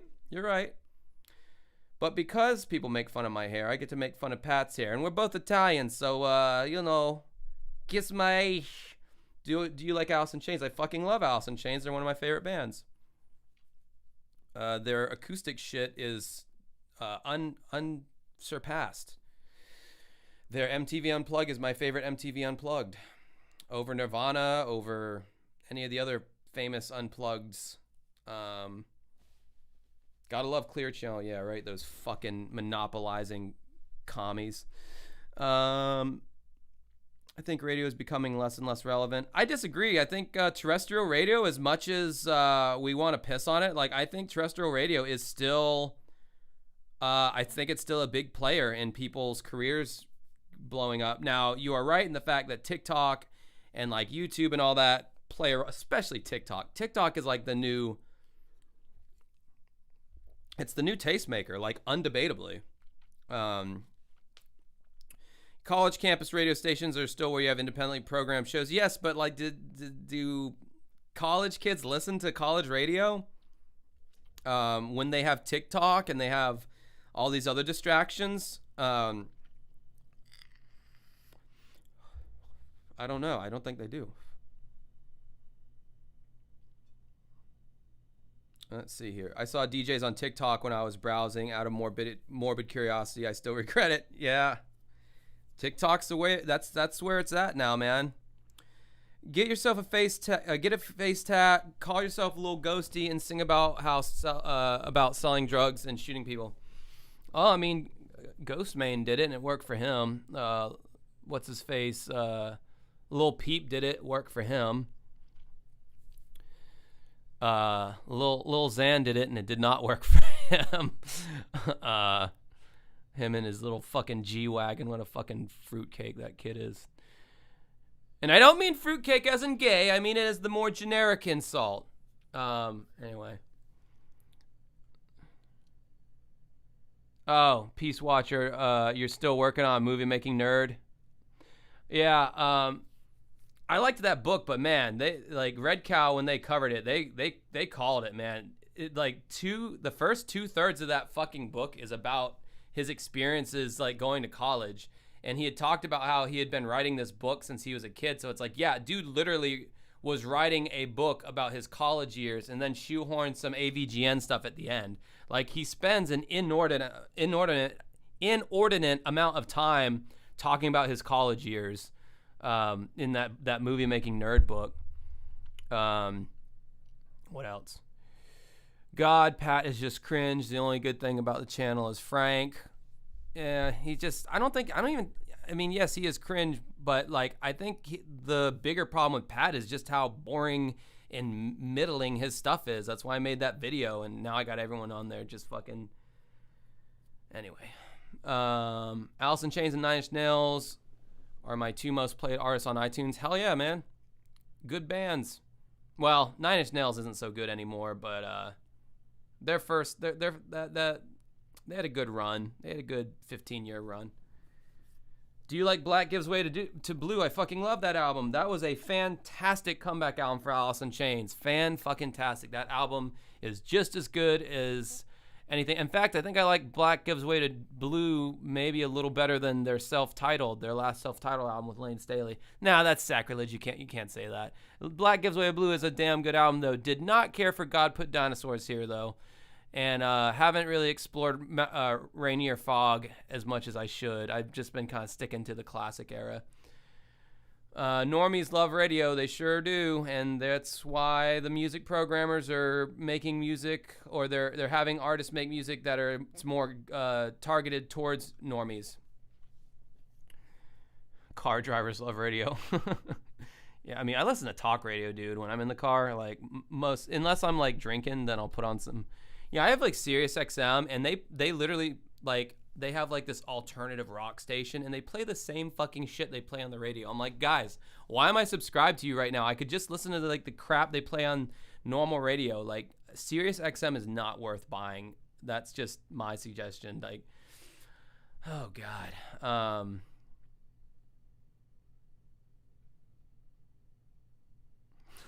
Brown gives way to red. Is that like when you take a big dump and you split your anus open? Yes, Trent Reznor does make amazing video game tracks. Yes, I love Primus. Primus is one of my favorite bands. Primus does suck. Yeah, and if you're a Primus fan, you know that that's an ironic statement that they've come up with. But yeah, no, Primus is great. There will never be another band that sounds like Primus. Les Claypool's God, amazing bassist. All right, guys, I'm going to get off here, eat some quesadillas, play some Spider-Man 2. That game fucking slaps, by the way. Highly recommend it. And thank you. This was a very fun stream, as always. And we will see you next time. Be looking out for that Corey Feldman video. And I hope you enjoy that video and watch it. And that was very painful, listening to that piece of shit album, Angelic to the Core. But... I did it for you. All right, guys. Till next time.